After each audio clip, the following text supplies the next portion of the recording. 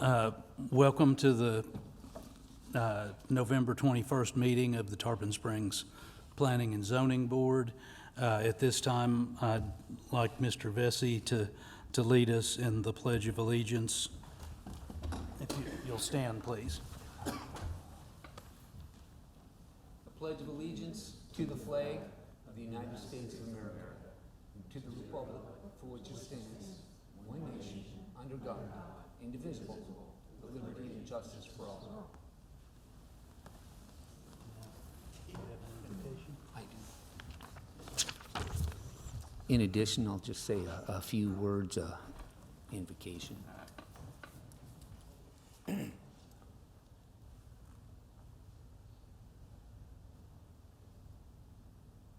like to recognize the challenging and important work that we're going to do here tonight, and the presence of all the residents, the applicants, the staff, and the volunteers on the board. And we could all ask for guidance in making the best decisions for the city of Tarpon Springs. Thank you. Be seated. I'm going to go through a brief statement of explaining the function of the Planning and Zoning Board. Again, welcome to the meeting of the Planning and Zoning Board. The purpose of the board is to conduct public hearings on the items that come before it. The Planning and Zoning Board has reviewed the evidence in the agenda packet for each item on the agenda, and this evening, including the application materials and the staff report. The board will consider that evidence along with any new evidence or testimony provided at the public hearing tonight. The board will consider all of the information provided at this hearing in accordance with the quasi-judicial procedures by which we are bound, which will be explained by our attorney shortly here. The board uses these procedures to judge whether the application meets the intent of the city's adopted comprehensive plan and future land use map, and whether the application conforms to the city's currently adopted land development code and zoning atlas. The board will render a decision on each item in the form of a recommendation to the Board of Commissioners, who will take the final action on the item. The general hearing procedure for each item called by the chair is as follows: staff presentation, followed by applicant presentation, affected party presentation, public input, staff and applicant rebuttal, and finally, board motion, discussion, and vote. Can we have a roll call, please? Mr. Seaman? Here. Mr. Kouskoudis? Mr. Vesey? Here. Mr. Koulianos? Mr. Zimbelis? Here. Ms. Francis? Here. Mr. Rockline? Here. And Ms. Early is in the audience. Okay, we do have less than a full board present, so applicants, I think we're only missing one, but applicants may choose to have their item deferred to another meeting if they feel this could be detrimental to them. If anyone wishes to do that, approach the podium and ask for a deferral, and we will announce the deferrals to a date certain or a date to be advertised in the future. Seeing none, I would ask our attorney to go over the quasi-judicial procedures that we must follow. Good evening, everyone. My name is Regina Kardash, and I'm here to advise you this evening. Everybody at their place should have Resolution 2022-02, which is your adopted and currently in effect rules of procedure. And then in addition to that, you should have a PowerPoint handout that says Quasi-Judicial Proceedings, the Rules of Playing Judge and Jury. Since this is the first time I've sat with your board, I just wanted, instead of just doing the regular announcement, I wanted to go ahead and give you an overview. Now I'm going to tell you that this is normally an hour-long presentation, but due to the size of your agenda and everything you all have going on this night, I'm going to condense it down and hopefully get it done in about 10 to 15 minutes, okay? So I'm going to basically kind of hit the high points and just make sure you have enough information so that we're all on the same page as we move forward here tonight. So one of the first things everybody usually asks is, why do we even have to have these, and why are quasi-judicial and procedural rules important? And that's kind of twofold.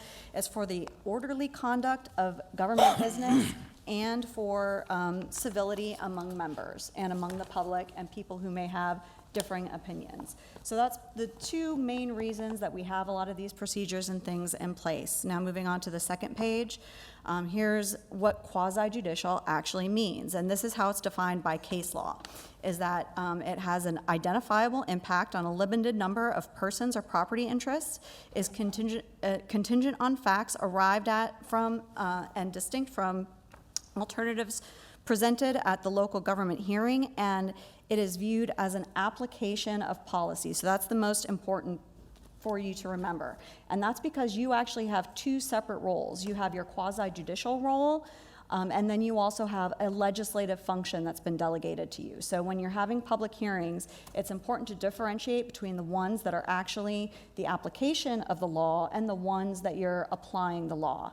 So if it's quasi-judicial, that means you are taking the established criteria, whatever is already in the Code of Ordinances, and you are applying that criteria to the application that is before you. And I'll get into that in just another minute.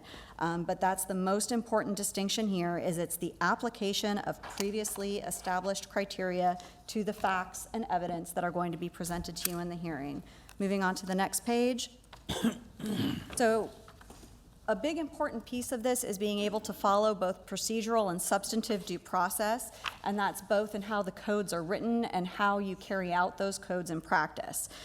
So when you look at this, you have to make sure that what you're doing is giving the applicants the opportunity to be heard, you're giving staff and the city the opportunity to be heard, and then you're taking all that information and you're applying it to the Code of Ordinances. And that becomes very important, not just in terms of how you're receiving the evidence, but also in terms of making sure that you are using and applying the correct law. Because the correct law, if you're not applying the correct law, then that can be challenged all the way up. At every different level of review as you move through the court system, if you are not applying the correct law, then it doesn't matter what you do here.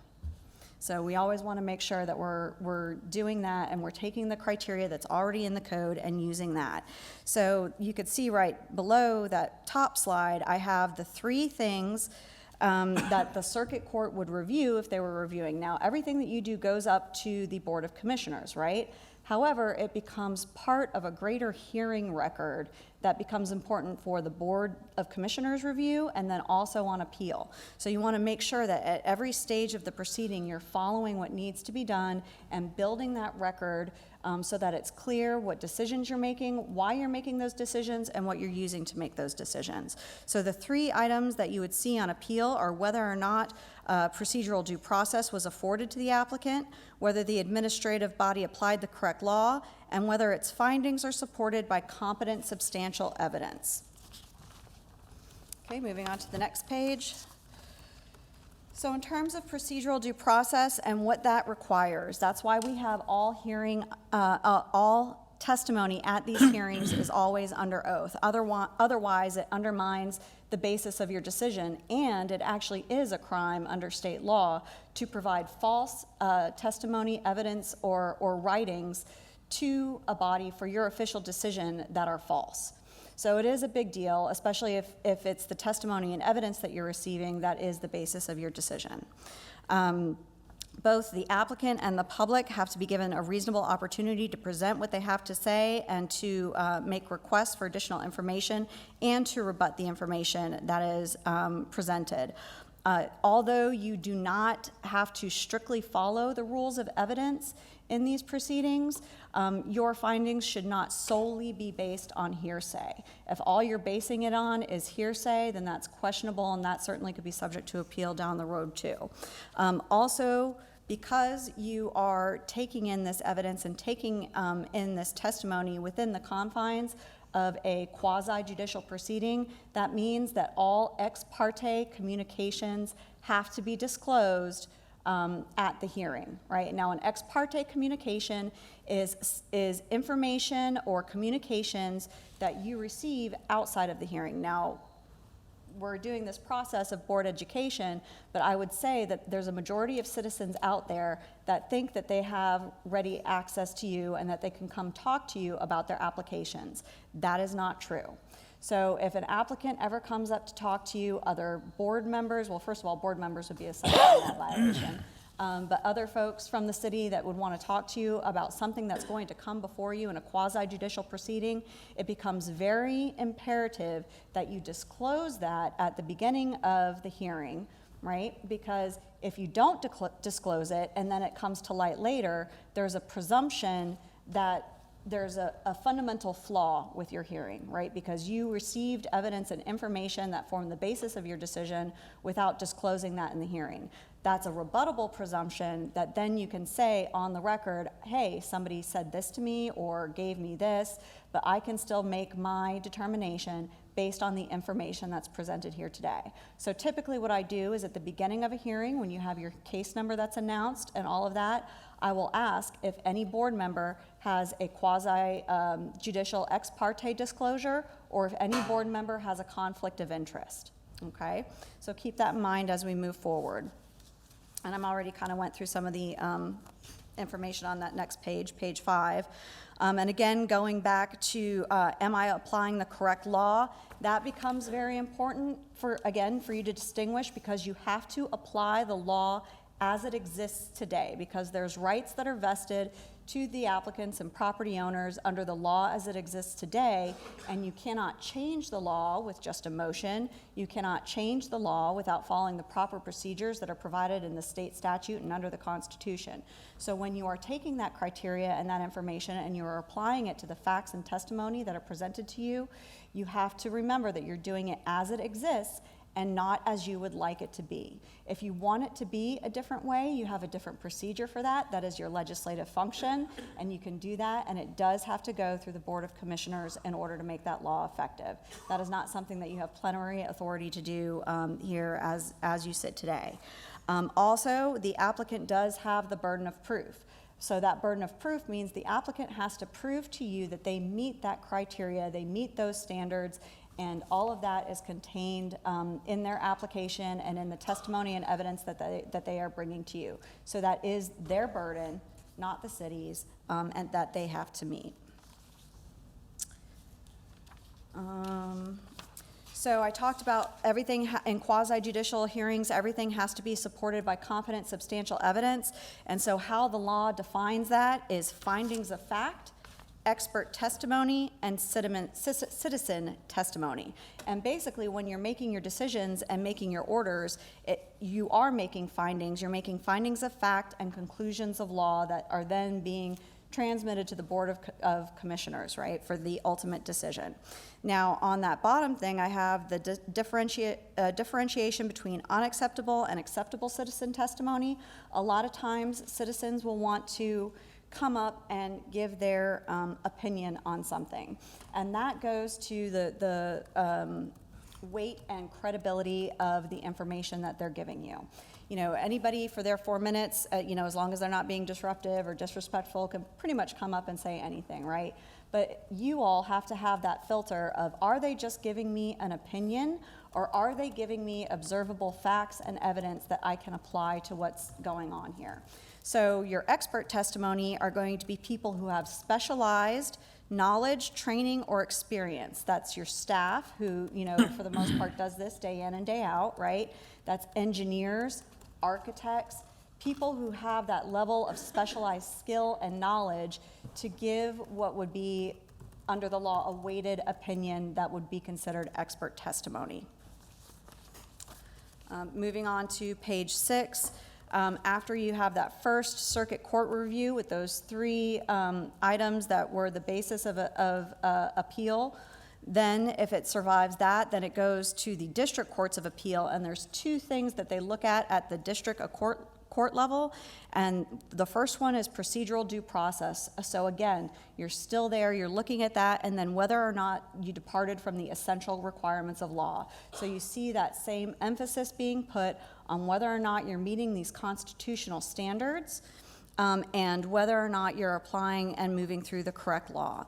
So I also have down there on the bottom of page 7, basically the hearing procedure.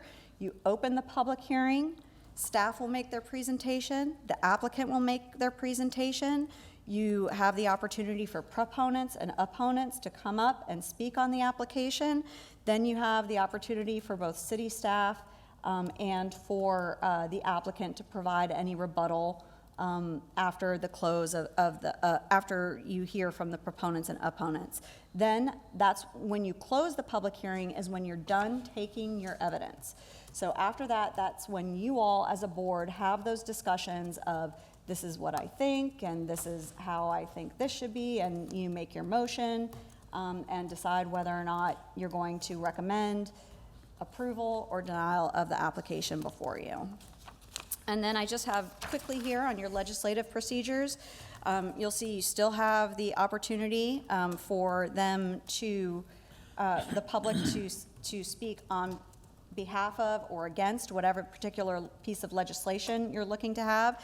And the big thing that's different in your legislative versus your quasi-judicial is you're making the law, and when you're making the law, the courts use what's called the fairly debatable standard. And the fairly debatable standard has sort of carried through over a couple decades here, where it talks about the court not being able to second guess the legislative function because we have the separation of powers under the Constitution.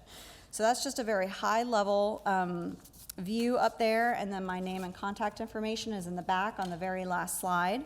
So for tonight, since we do have a healthy agenda, I will let everybody know that pursuant to your rules of procedure, citizens, so your proponents and opponents, each have 4 minutes. For your presentations, I am requesting that the chair establish 20-minute time limits for staff, for the city's presentation and for applicant presentation, so we can make sure we keep that moving today. And then for rebuttal, no more than 10 minutes each side. That doesn't mean you have to use all that time, but I just want to make sure that we have a little bit of an idea here so that we can move these larger items forward. Yeah, absolutely. Yeah, we need to do that. Okay. So with that, I will ask anybody in the audience who is going to be providing testimony to please go ahead and stand. And everybody raise your right hand. Do you swear to tell the truth on the matters before the City of Tarpon Springs Planning and Zoning Board here this evening? All right, thank you. So when you get up to speak, please say your name, your address, and indicate whether or not you have taken the oath prior to proceeding with your testimony. Okay, Mr. Chairman? All right, that brings us to item 5 on our agenda, application 22-90, the site plan approval for Susanna 1 for a townhome development located at the northeast corner of South Gross Avenue and East Boyer Street. Can we have a staff presentation, please? Can I ask a point of order? Sure. Is someone going to be maintaining these times? Are you going to take care of the times? Okay, good, thank you. Okay. Allie Keene, Senior Planner with Planning and Zoning. The property is located here outlined in yellow on the screen at the northeast corner of South Gross Avenue and East Boyer Street. The property, as well as the surrounding properties to the east, west, and south, are located within the RM Residential Multifamily Zoning District. The area to the north, and all shaded in gray, is the city's special area plan, and there's some R60 zoning south of the property, which is 1 and 2 family residential. The applicants are here today seeking site plan approval for the Susanna 1 project. This is a 6-unit multifamily development. They're proposing a 1-story building that is oriented towards both the Boyer and Gross street frontages. The code requires a minimum of 10 parking spaces for the project, and the applicants are providing 10 on-site parking spaces. They have provided a landscaping plan that is compliant with all of the land development code requirements, including screening of the on-site parking lot. This is a look at the proposed site plan, and just for emphasis, I've outlined the building footprint in blue here. Again, it's oriented towards West Gross Avenue and Boyer Street, and the parking is interior to the site and accessed from an alley along the north property line.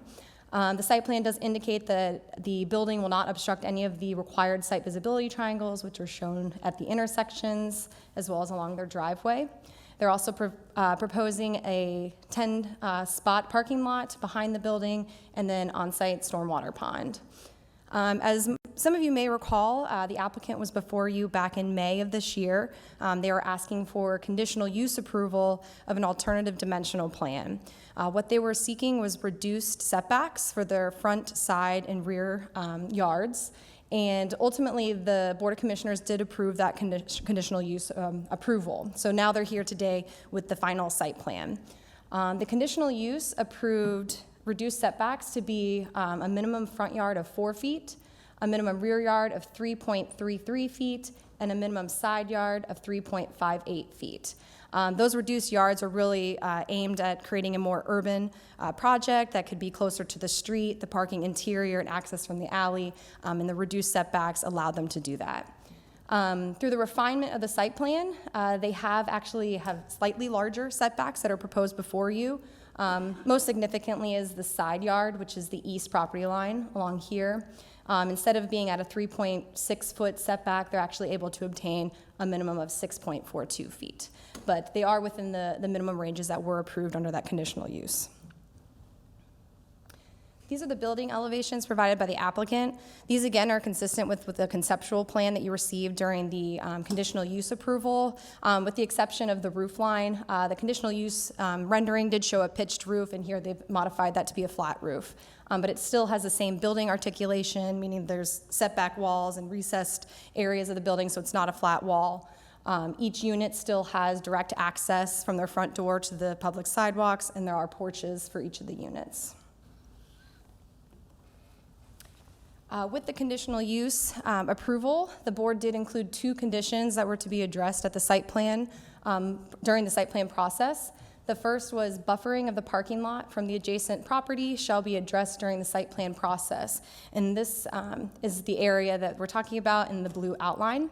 What you're looking at here is the landscaping plan. And again, as I mentioned, it does meet all the requirements of the Land Development Code, including the screening requirements. That includes a hedgerow along the property line, as well as 4 trees, which are planted around the pond. And typically, a buffer yard is to be a minimum of 8 feet wide. In this case, because the pond is located in that area, it actually provides a larger separation than 8 feet. The second condition was that the applicant would work with staff and waste management for a workable solution for collection and disposal of solid waste. The applicants are proposing to use individual toters instead of a dumpster on site, and each resident would be required to take their toter out to the street each week for pickup. They have provided an area on the north side of the property here to store the toters, and again, they'll have to take them to the street for pickup. And this was reviewed by both Public Works and Waste Management, and it was deemed acceptable and appropriate for this project. With that, staff does recommend approval of the site plan under Resolution 2022-44. We do have 4 standard conditions for the approval. The first is that the site construction plans be consistent with the approved site plan. Second, details for all site lighting, including product sheets showing shielded fixtures, will be provided with their building permit application. The third is the developer will be required to comply with the public art program if the project exceeds $1 million. And the fourth is the site plan will expire 1 year from the effective date unless they've made an application for the building permit. And then just for one point of clarification, you may have noticed in your agenda materials that there was another slide in the presentation referencing the T4C transect zone. We noticed that that was included in error and not relevant to this project, so I omitted it from this presentation, but just for a point of record. And with that, I'd be happy to take any questions.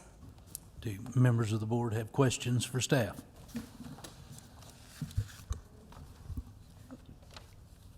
You said you have a question? Oh. Let me ask, the buffering issue, is staff satisfied that that meets an acceptable buffering? Yes, yeah, it does meet what we require typically for a screening for properties that are multifamily next to a residential property. So it does comply with that, and being that the stormwater pond is in that location as well, it just provides additional distance between the parking lot and that adjacent property, so yes. Okay, and what was the Board of Commissioners' issue with that? Just that we addressed it at site plan level. Okay. So making sure that that provision was met. Is the alley paved right now? It is not. The applicants will be improving it up to their property to get access. Okay, so the alley will be paved at the applicant's expense? Correct. Okay, Yep. that's a question there. And are we satisfied with the size of these parking spaces? Yes, they meet the It seems required kinda- It size. seems kind of tight getting, Parking space, they're required to be 9 by 18 feet. and how about the space between the parking spaces? It's required to be 24 feet, and it does meet the, Meets that? So, okay. All right, that was my questions. Any other questions from board members? No, you haven't been sworn in yet. So. Other questions from the board? I have a question. Yes. In regards to the toters, which are dumpster, in lieu of dumpsters, I just want to unpack that just a little bit. So is the concept there that instead of having a dumpster space that requires the turnaround for the truck and all the things that come with that, that this is maybe a better alternative to that requirement? Would that be fair? yes, yeah, the main reason was how to get, if they had a dumpster on site, how would they be able to maneuver a trash truck through the alley into the parking space? And this is a practice that we've used on some other projects throughout the community. And like I said, Public Works and Waste Management are comfortable with it, with the toter. I am too. I guess it seems to be a good solution, maybe to be used more to reduce that requirement and get better use out of the space. That's all. Other board member questions for staff? Seeing none, would the applicant like to make a presentation?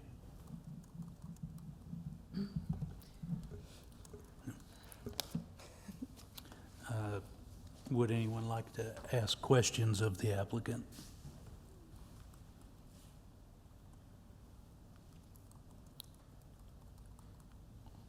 All right, that brings us to public comments. Do you have anyone here speaking in favor of this proposal? Seeing none, do we have anyone wishing to speak against this proposal? All right. Seeing no public comments, I'll close the public comment section of the meeting. I don't imagine staff has any rebuttal comments, Do not. and the applicant, I imagine, not either. So the item will come back to us for consideration of the board. We need a motion and a second before discussing. I make a motion, we accept application 22-90. Second it. Do we have any board discussion on the item? And just before you do that, I would also ask the board to receive for the record of this proceeding, staff's file on this project. Okay. Any board discussion of the item? I mean, we see the staff recommendations. Ally, do you mind going over those? Again, staff does recommend approval of Resolution 2022-44, subject to 4 conditions. 1, site construction plan shall be consistent with the approved site plan. All requisite fees attendant to the project shall be paid in accordance with the Land Development Code. 2, details for all site lighting, including product sheets showing shielded fixtures, shall be provided with the building permit application showing compliance with the Land Development Code, Section 127.06. 3, the developer must comply with the public art program requirements of Land Development Code, Section 296, if the aggregate job value is equal to or exceeds $1 million. And 4, the site plan shall expire at 1 year from the effective date unless an application had been filed for a building permit with construction plans signed and sealed by a registered engineer licensed in the state of Florida. Thank you. We have a motion and a second. Is there any further discussion amongst the board? The only thing I would ask is that the maker of the motion and the second clarify that that's a recommendation for approval with the 4 or without the 4 conditions that were requested by staff. Okay. Do I just revise the motion to say that, or? You can just say that your motion was intended to be with the Okay. with the 4 conditions. My motion was intended to be with the recommendations of staff and the condition, and their conditions. Okay, and does the second concur with that? I concur. All right, thank you. Can we have a roll call, please? Mr. Rockline? Yes. Ms. Francis? Yes. Mr. Zimbelis? Yes. Mr. Koulianis? Yes. Mr. Vesey? Yes. Mr. Seaman? Yes. All right. That brings us to item 6 on our agenda, application 22-87. It's site plan approval for Cohatch Tarpon Springs for a restaurant and offices located at 121 East Tarpon Avenue. Do we have a staff presentation, please? Yes, Pat McNeese. Before staff starts on this particular one, this is the one that they had seen before, correct? Yes. Okay. So before staff moves forward on this particular one, what I am going to ask is because you did already see a good deal of this presentation, so I do want it noted for the record that this had been before you before at your previous meeting, right? And that I also wanted to inquire of all the board members whether or not you can hear tonight's presentation and duly consider all the testimony and evidence that's going to be presented to you, both by staff and by the applicant, even though some of it you may have already heard. So is there anybody who cannot move forward on this based on that?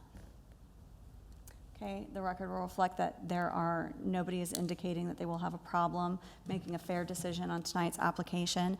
And then because it is a rehearing, I would like to see a motion of the board to go ahead and hear this again. Chair, I'd like to make a motion that we'd like to continue and hear this application a second time. Second. Can we have a roll call? Mr. Rockline? Yes. Ms. Francis? Yes. Mr. Zimbelis? Yes. Mr. Koulianis? Yes. Mr. Vesey? Yes. Mr. Seaman? Yes. All right. Can we have the staff presentation, please? Okay, thank you. Pat McNeese, Principal Planner.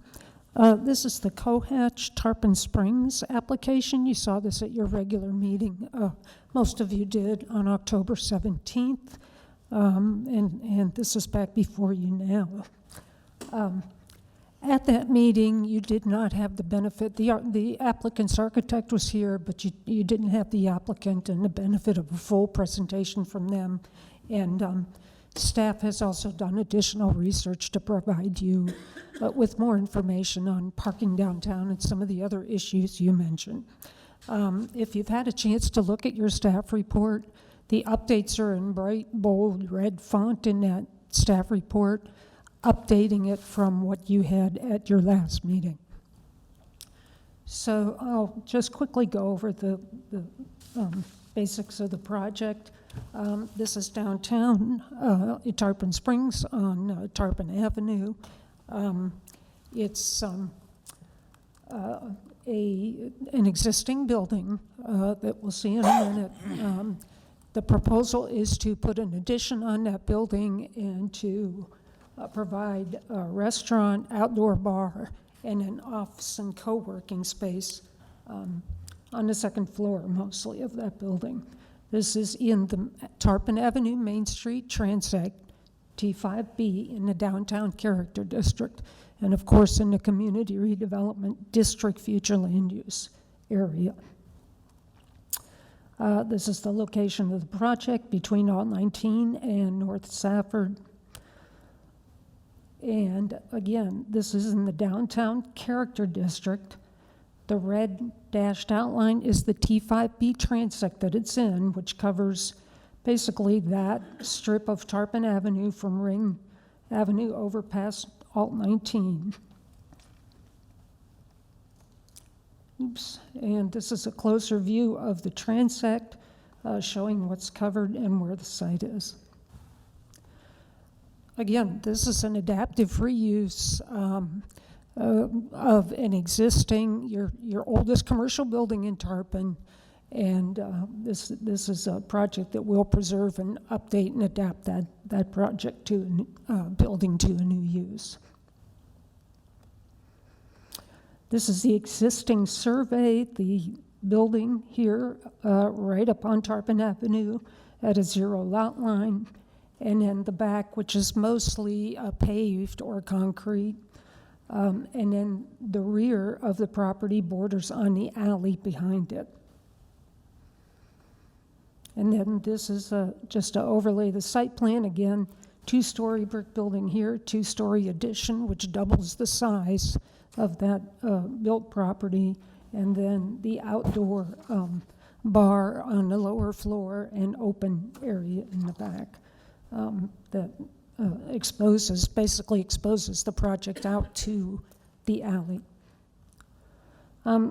These are some of the elevations. This project has been to the Heritage Preservation Board, has been approved. It also received variance from the Board of Adjustment for floor area because we had a conflict in our SMART code versus our special area plan. We had them look at the floor area. There is one difference in this elevation from what the Heritage Board approved.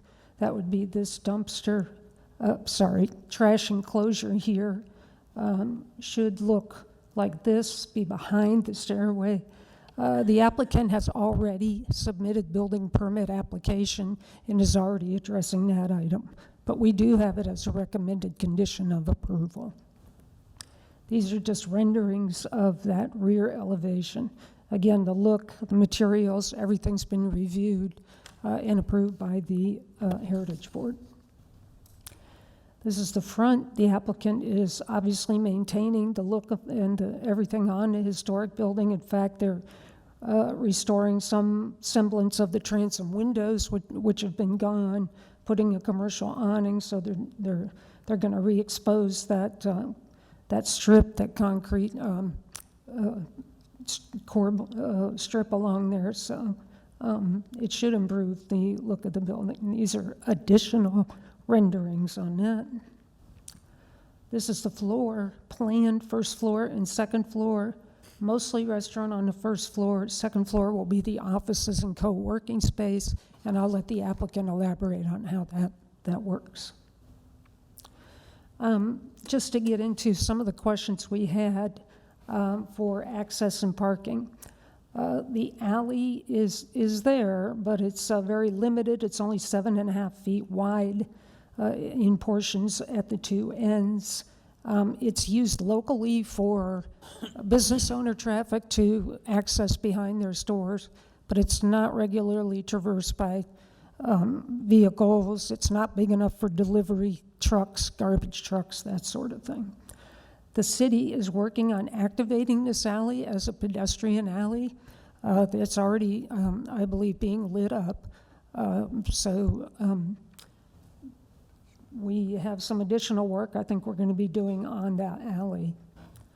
We do have our economic development manager here if you have questions about how that is going to be working. This project is exempt from parking because it is in that T5B Transect District downtown. The exemption, and this is the exact wording here, is for any project in that transect as long as there's available parking within a 5-minute walking distance downtown. This is the only transect that's exempt from parking right now in your SMART code. Some of the reasons for this, Basically, as you know, that development that exists there pretty much was the pattern prior to the automobile. So the sites are pretty full with building structures, and there just isn't sufficient room for applicants to provide on-site parking. Parking downtown, as far as surface parking lots, the city's kind of stayed away from that. There's not much room down there. But it does, the desire with Smart Code was to preserve the walkability, and surface parking lots tend to disrupt that kind of feel for downtowns. Also, we want to encourage the adaptive reuse of these buildings, and that was part of the thinking behind it. So in the meantime, with that exemption, the city separately continues to work on additional parking. Again, here's the transect. Again, that's the only one the exemption applies to. This is a 1/4-mile walk shed, so it's about a 5-minute walk shed around the site. And we'll talk about these different parking areas. This is a little bit zoomed in, a little closer. So the yellow are city-owned and leased lots. The total right now, 290 spaces. The orange, we have verbal agreements for after-hours parking. Those are the banks, basically. So that amounts to 79 spaces. And then the purple and green are areas where there is potential for parking, and the city's identified those areas to start to keep working on expanding the downtown parking. We also have on-street parking. You all would be familiar with some of the recent upgrades on Court Street, behind a cultural center in those areas. That amounts to about 230 spaces, and this is in less than a 5-minute walking distance in this count. So we ran some numbers, found that we have about 194,000 square feet of existing floor area in that transect. That's gross floor area. So if parking were required, we've got the maximum number here that would be required at 3 per 1,000 square feet that is required elsewhere in your code. With a shared parking factor, which lets you combine restaurant office or retail office, different uses like that, it drops to 486. Right now, we have 590 spaces we know are available in less than that 5-minute walk. Or if you don't count the verbal agreement spaces, 511 spaces are available. So we do have basically a surplus of parking that is available downtown for this transect. And this just talks a little bit about how this was calculated. The applicant is proposing 6,750 new square feet of floor area. So we feel like they should be okay. But again, the city continues to work on this. So it's really, everything in that strip between Alt 19 and Safford is developed, with the exception, I would say, if the city owned CRA lot downtown next to Acropolis Meats. That's the only vacant piece. But so they would all have to look at those kinds of numbers and requirements if any of those buildings were going to be redeveloped to something else. There was a concern about stormwater. I did add to your staff report the actual requirement that exempts them from stormwater. Basically, it's our stormwater retrofit section. The applicant is reducing the impervious surface from 0.85 to 0.83. But they did work with city staff to try to alleviate and maybe improve a little bit the condition along the alley. So when we have heavy rains, and really downtown is pretty high, not a huge flooding problem or ponding problem right on that strip of downtown. But we do, our stormwater, streets and stormwater staff was a little bit concerned about the alley and trying to alleviate the rush of water down that alley and any erosion. So the applicant, and they can probably explain this a little better, came up in conjunction with our staff with a mini vault type system in the back there behind the bar, and a bubbler to try to calm the release of that water as it exits and is sent down the alley to our system to the east. So that's what this, I just tried to do a close-up showing you the bubbler and the layout. That one of your conditions is that they will provide more detail, construction level drawing detail at building permit stage. So, as I said, they've received variance for floor area and HPB approval. The project is compliant with the Land Development Code and with the SMART Code. It is compliant with the comprehensive plan, and it meets the concurrency management system, and we expect it to be able to comply with all city building codes. So we have 6 conditions that we would like an approval to include. As I said, the applicant is addressing the first one now, but we'd still like that on there to have it be clear. The first and second one, they're addressing public art. The applicant has already contacted me to set up a meeting with the Public Art Committee, so hopefully they'll be working on that. And like I say, they've already applied for a building permit, so that's been done. So we would recommend approval, subject to those conditions. And when it's appropriate, I would like to tender my staff report, presentation, and full record as evidence. Are there any questions, please? Do any board members have questions for staff? I guess I'll start off again. When was this parking study done? The parking, This parking, those statistics, is that constituted as a study? well, we just compiled those, and I'll let Karen and Renee talk to you about that. We wanted to be able to provide additional information to, to flesh out the parking. The reason for the exemption, those numbers are recent. We literally collected those since we've had this hearing, identified, the number of spaces. We collected through the property appraiser records, all the building square footages in that district so that we could give you, an analysis of the parking situation and show that this meets the requirement, meets that exemption requirement. Right. And just for the record, please make sure your name and Oh, I'm position sorry. with the city. Renee Vincent, I'm the Planning and Zoning Director. So, you and I met, a week or so ago, and we talked about this project. And that and we talked about actually a parking study which needs to be done, but in a broader sense of, Sure, there may be other areas that we might want to Yeah. look at something like this. Yeah, So, where we are sure. where we are in the big picture of parking in the downtown. The issue wasn't, the issue that was brought up at the prior time this was brought to us, wasn't necessarily parking availability. It was more the compatibility with the downtown and the pattern of parking. So it wasn't that we understand, I think, I can't speak for them, I understand that parking is not a requirement of downtown because everybody has 0 lot lines, nobody could provide parking. I understand that.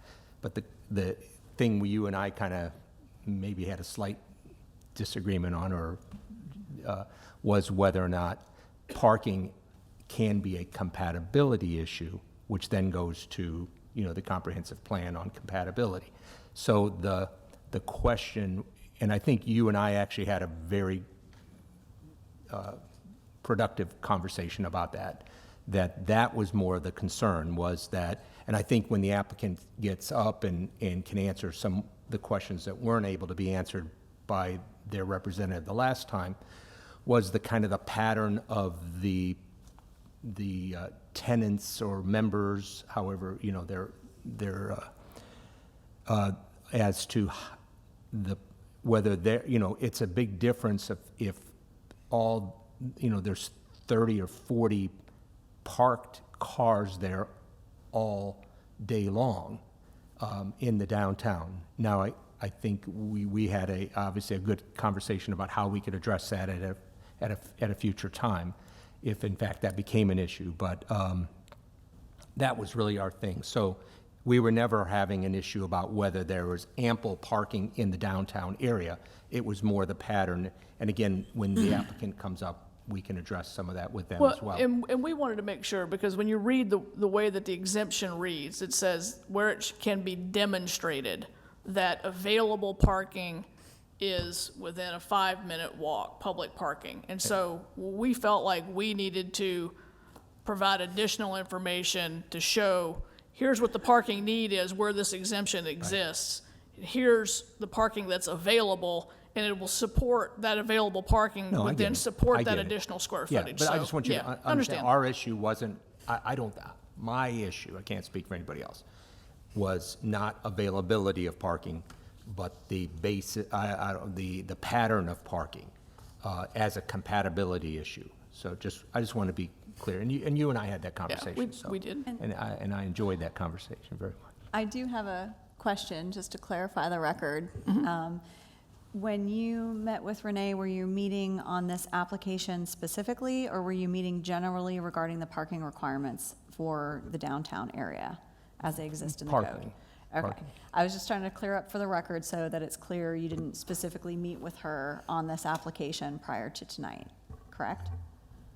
I met with her to answer questions about parking. Just generally, as it appears in the code? Yes, Okay, thank you. yes.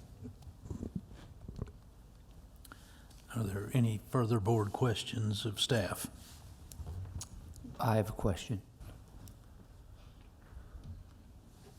Ms. McNeese, thank you so much for adding more detail in regards to the parking. And I'm going to politely disagree with my board member. My concern was specifically about availability of parking and not pattern. Because I sense that there is not availability. So I'd like to drill into something, and I'll just want to use a real-world example of availability. If I may draw our attention to parking spaces behind Flagship Bank, 31 and 37. That's not how they're labeled, that's how many are available there. And this is where I need a little bit of help understanding our, we'll say, ad hoc parking analysis. So those that are done in yellow, terrific. And I'll take a moment to go, anything that's verbally agreed, if I can be so bold, is useless. They're verbal agreements, so they don't mean a thing. But those ones that are in yellow, and this is the only one that I'm really, really familiar with, is that behind Flagship Bank, there's a big old parking lot. There was a bunch of road work done about a year or 2 years ago. And why I bring this to our attention is that for a while, the bank put up signs and told everybody that was going to little shops right on the north side that they were going to tow them. And so this huge parking lot sat vacant for years, and no one could park there. Now, I know that's changed. Forgive me, but this is, there's a point to this. So it's now we rebuilt the road, and now there's parking there, but this big yellow square that is shown here with these spaces isn't really accurate, because most of that goes to the bank and the building there that have, we're going to tow you signs. Now, I know you got the space requirement there, so and I know the numbers are there, so those are the spaces that are actually available 24/7. Nobody's going to get towed if they go park there. To my knowledge, yeah. Good. But I'm going to politely disagree. I think there's something that doesn't add up there because. Yeah, Ms. Lemons may be able to answer that. She's very familiar with Okay, this. so, because this, I just want to use this as a magnifying glass, as these big yellow squares that actually have little to no parking available at them. Please, go ahead. Yes, we have lease agreements with the owners of those lots. The reason that they're shown in two, because they're two separate owners that own the lots behind there. But yes, those are the actual parking spaces that have been identified in the municipal lease with the owners and the city. So those spaces are available for public parking. We have the public parking signs posted there as well.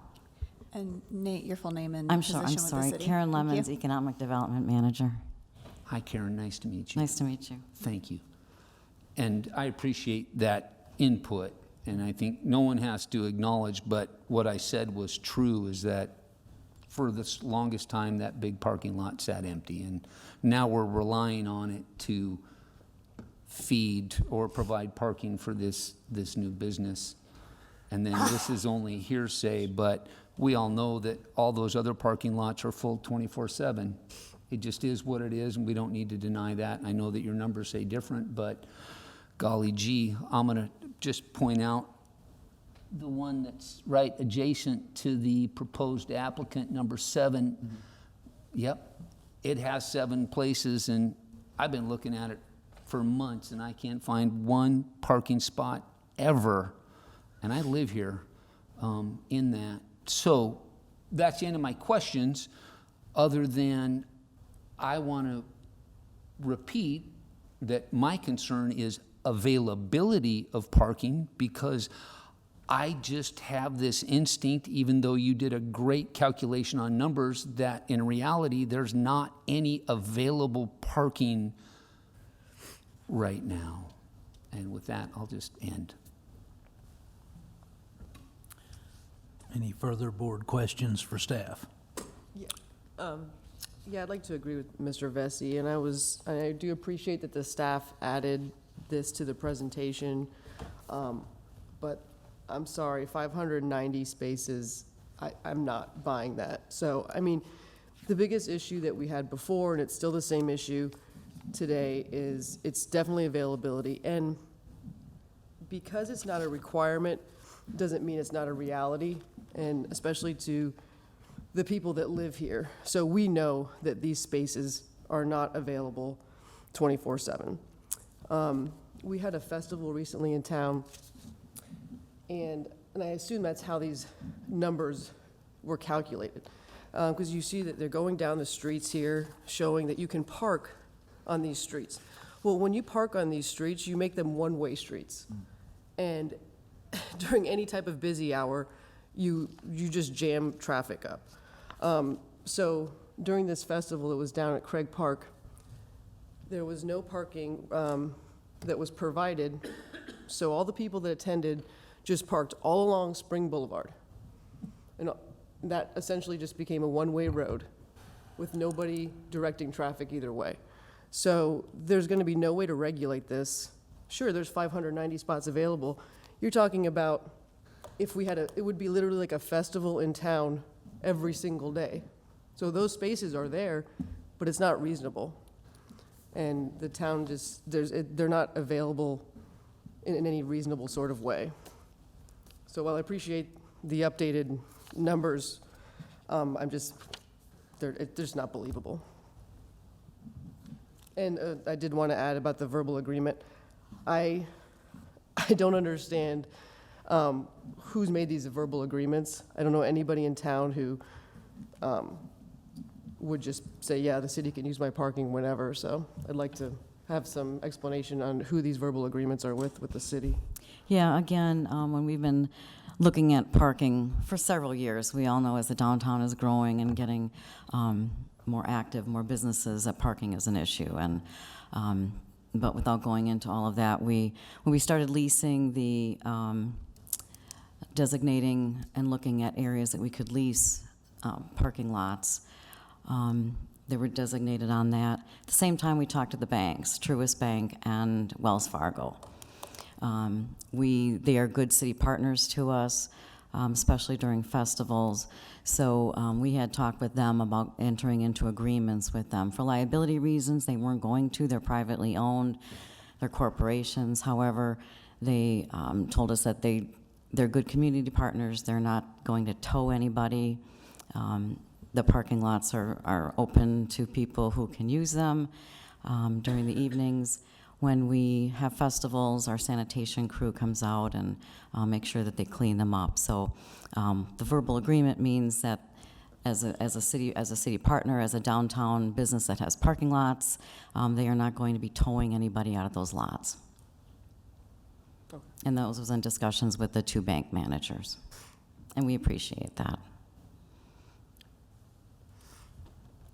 I do have one more question, but I don't want to get in front of anybody else. A thought experiment, if this cohatch was outside this transect and the intensity of business that it's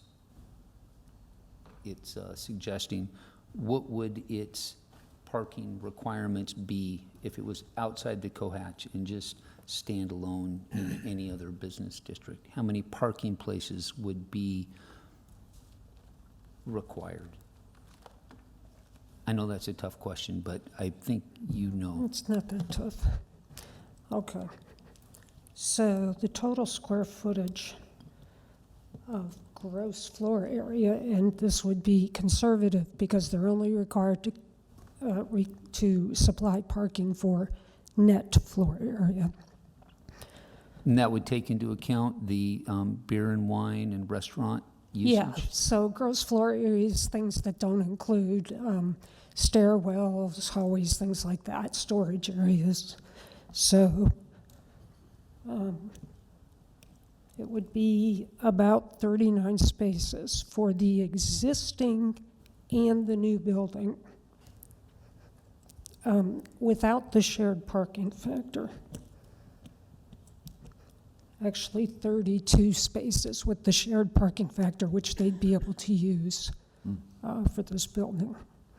So if you were going to require parking for the existing, which had a use in it, was using the downtown, was parking in the downtown, it would be 32. I can give you the number for just the new floor area if you'd like.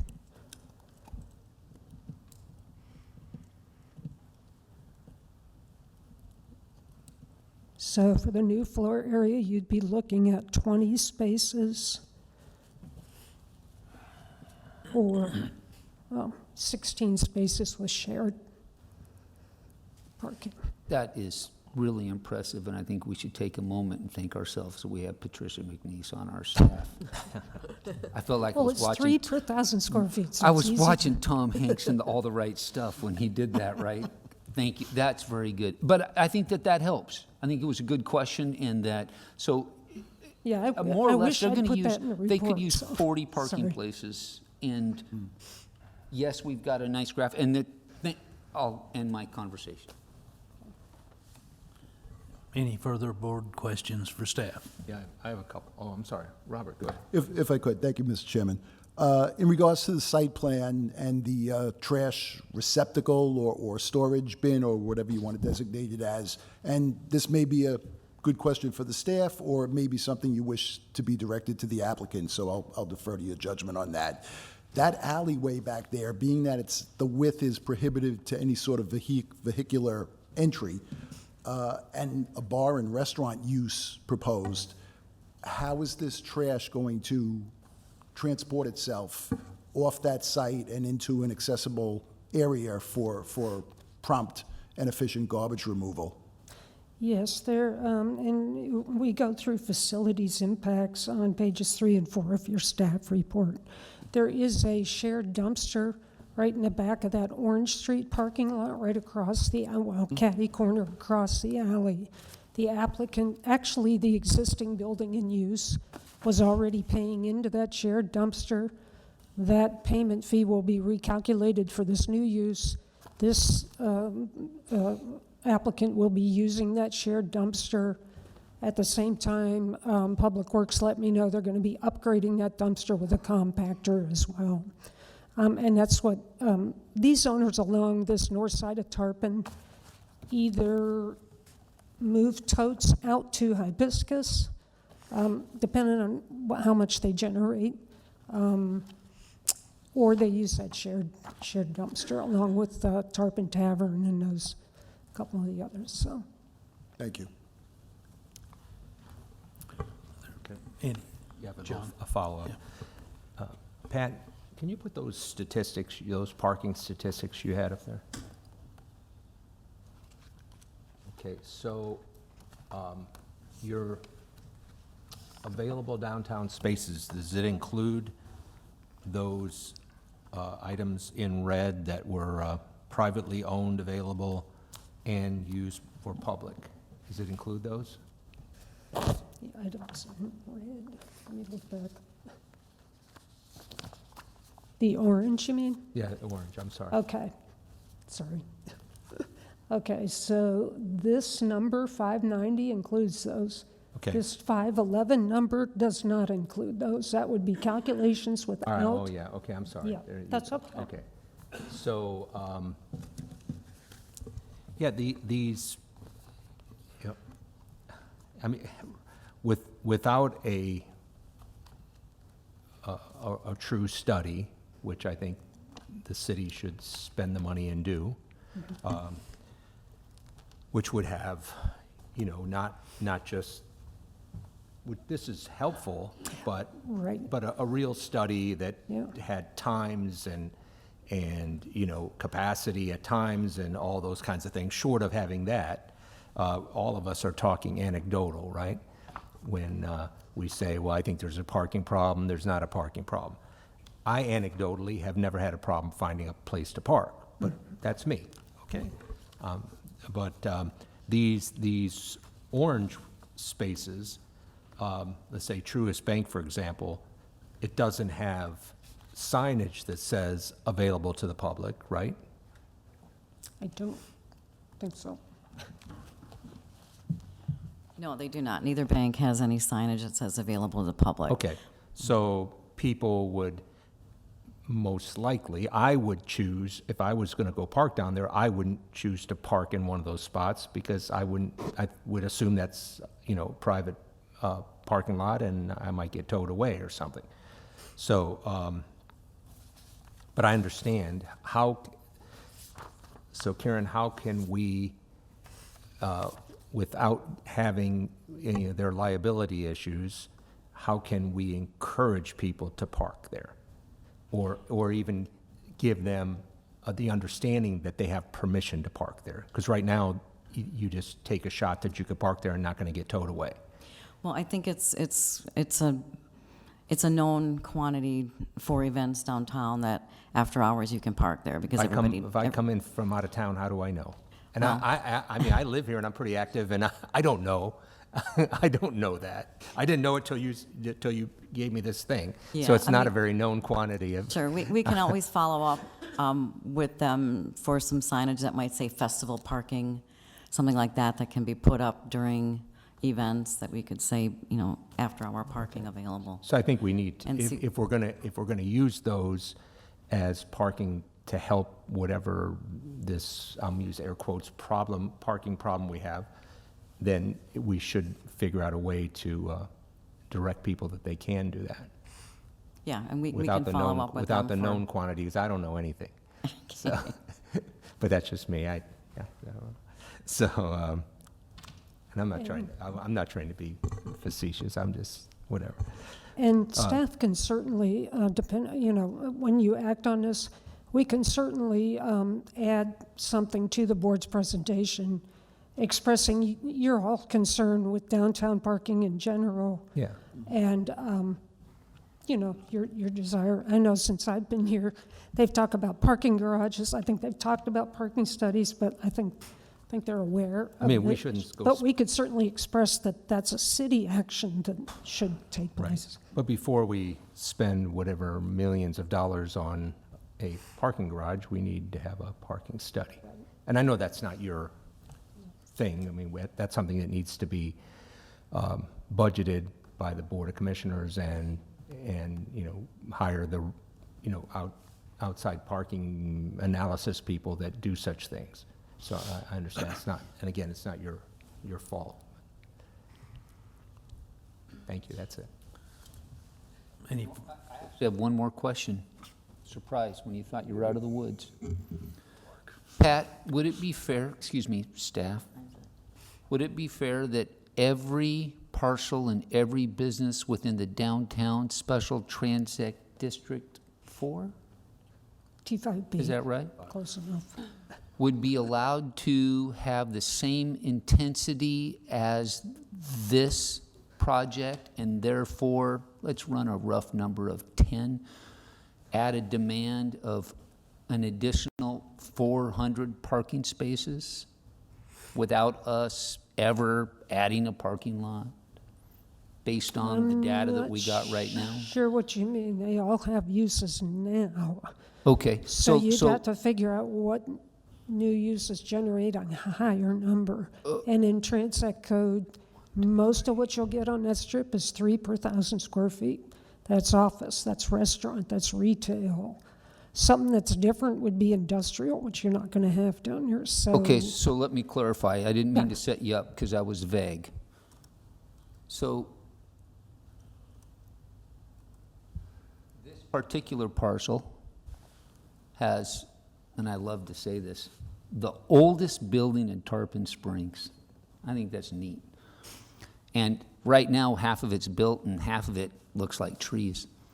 But they're going to expand it to twice the size and add an intensity that, based on your calculations, has a minimum of a need of 32 parking spaces, of which we have none for that lot. And then I can quickly just look across to the left and to the right, to the north and the south, and sure, they're not necessarily 2 stories, but each one of those probably has the same property rights as the applicant, which means that they could ask for a demand of 30 parking places. And I can go 1, 2, 3, 4, 5, 6, 7, 8, 9, 10. So it's fair, perhaps, and tell me if I'm wrong, that if each one of those asked to be a co-hatch, we would probably be required to approve them as a co-hatch and add a demand of an additional 300 parking spaces. Would that be a fair conjecture? again, unless, they're all occupied by a use now that requires 3 per 1,000. So, I'm just looking at worst-case scenario. We got this no are- parking transect. So most of the buildings there really do not have unless they're going to go vertical. This one's unique in that really only half of the lot is built on. So yes, you have the availability to go to the rear on this with a similar 2-story. Super, and forgive me, and thank Okay. you for coming up. Right across the street is an empty lot that we've been advertising development Correct. for years. They could put a 2-story co-hatch there and have 60 little cubicles and have a demand for 60 parking places. Would that be fair? If it's the same, so I think our total parking demand was only 32 with the expansion. So Okay. the addition itself was approximately half of that is from the addition. But we could, and thank you, forgive me for interrupting, No, it's okay. but in the lot that is empty right now, Yes, it would be predicated on. It's reasonable that Yes. someone could build something that has a parking demand of more than 30 parking places. Well, I mean, I think we would have to look at it just like we're looking at this one. So But they have a parking exemption. we would have to do the same analysis that, it says you're exempt as long as you can show that there's available parking. So within the 5-minute walk shed. So that's what we've, tried to provide the actual public parking that's available. Now, does that mean it's available 24 hours a day? No. Go to the mall. It doesn't work that way.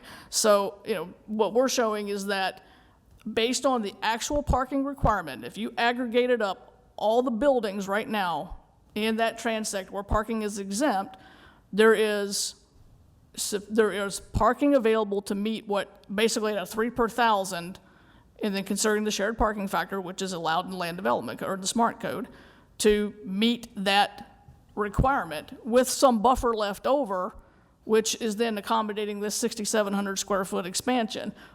So we would have to relook at that again if the city lot comes to fruition as to, okay, what do the numbers show now? We may have acquired more parking by that time. So it's a dynamic process. It's not static, I guess is my point. Did that help? Or, I think it did. okay. Thank you. Any Mr. further- Chairman, I think you have another question down there, and actually I have a question as well when you're finished. Yeah, I heard earlier when you were talking about shared parking, I think it was the young lady besides, I forget your name, forgive me, but I had heard shared parking for special events. And that concerns me. Is it just for special events that we intended those shared parkings to accommodate? Shared parking refers to the different uses. Okay, So but- you can cut, it's a factor that reduces the number based on somebody's going to that's working up in the office is going to go downstairs and eat in a restaurant. That's what, instead of, so you kind of combine them and it reduces. No, I understand The that. special events is what Karen meant. Yeah. Doesn't relate to shared. Are you talking about the bank lots, the lots that are in And you- orange? and and you the used the word, you said shared parking, but you said for use of special events. It's for after hours. So what, if it's a special event or During the not. it's- daytime, After hours, they don't tow. They won't tow cars after Yes, yes. hours. those areas, those shared parking lots, are they able to be used during working hours by non-bank? I want to make sure we got the question clear. So we have leased lots. Yep. So leased lots are available 24/7. The ones by verbal agreement, I think, is more what she was discussing with, we won't tow, and especially during special events. But those, and that's why we didn't count them in the second set of calculations.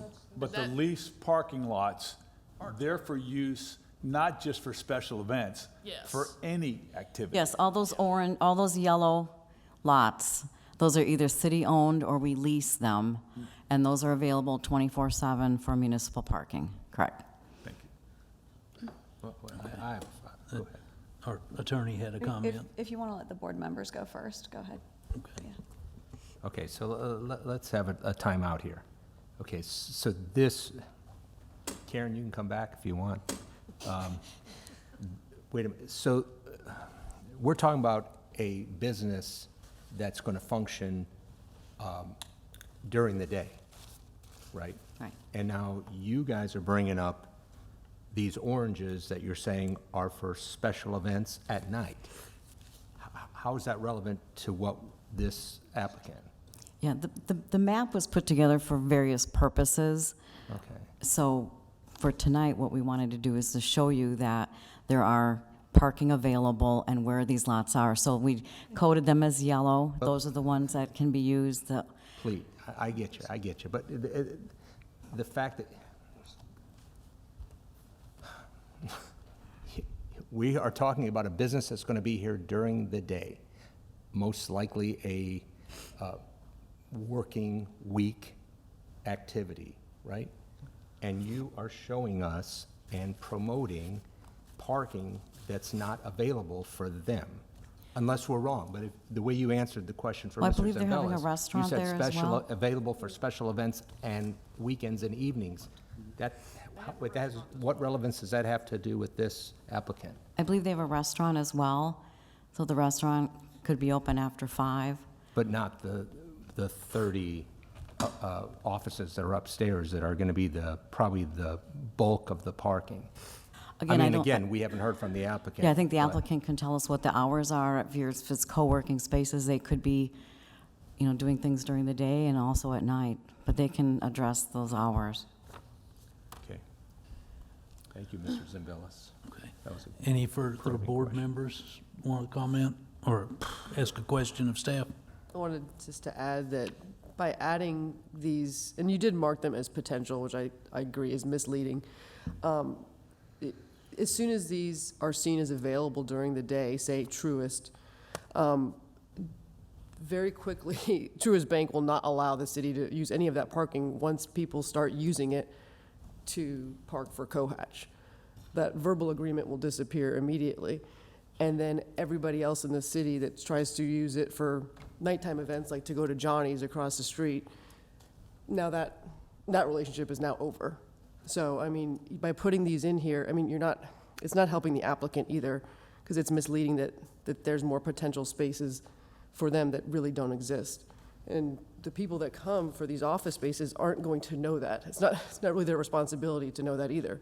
If it says no tow, then they'll be upset that they're towing, but Truist Bank and these other orange places, they won't have any, that will be their only option, because it'll start being abused. And we're not gonna be able to prevent that in any way.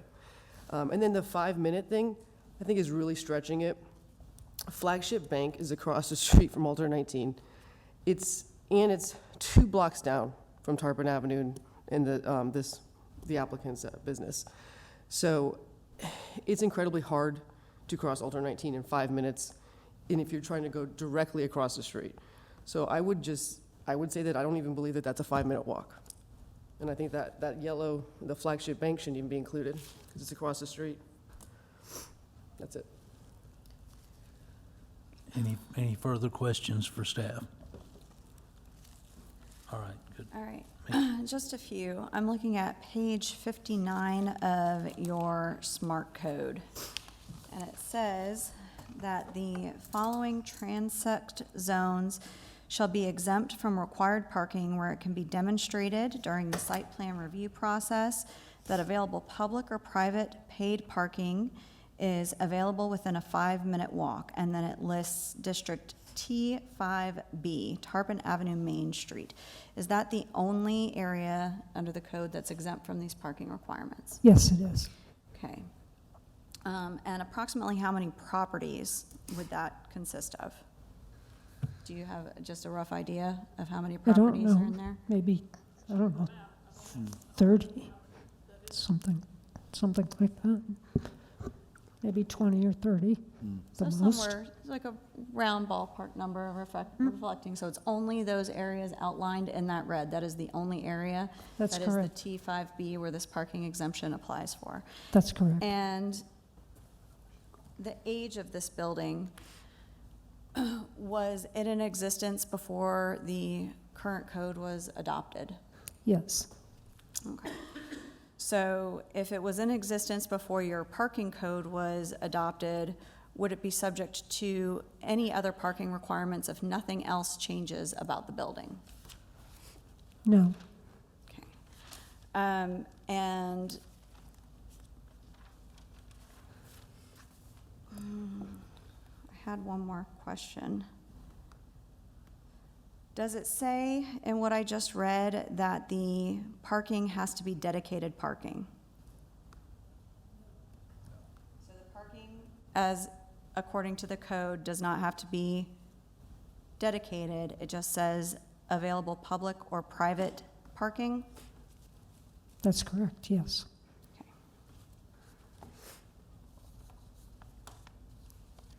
That's it. Thank you. All right. Any further questions for staff? Seeing none, would the applicant like to make a presentation? Approach the microphone and state your name and address. And also indicate whether or not you've been sworn. Thank you. My name is Angela Hendershot. I represent the architect, Row Architects, on the project. I live in Temple Terrace, so I'm not a But resident you can of use Tarpon your, you Springs. can use your business address if Okay, you my would like. business address is 200 Madison Avenue, Tampa, Florida. And, sorry, Pat did a great job kind of going through the process. She's highlighted everything in red. Really architecturally and site plan wise, there aren't any changes based on what you saw last time. There's clarifications that she's noted in red. So I'm simply available to answer any questions. We do specialize in historic preservation projects and adaptive reuse of historic buildings. So we're very honored to be working on this, the oldest building in the city. But really, I know what you want to hear from is from the applicant themselves. So I'm going to turn it over to Chris from Cohatch. And yes, I have been sworn. Sorry, I forgot that part at the beginning. Yes, I have been sworn. My name's Chris Watkins, 1825 Upper Chelsea, Columbus, Ohio, 43212.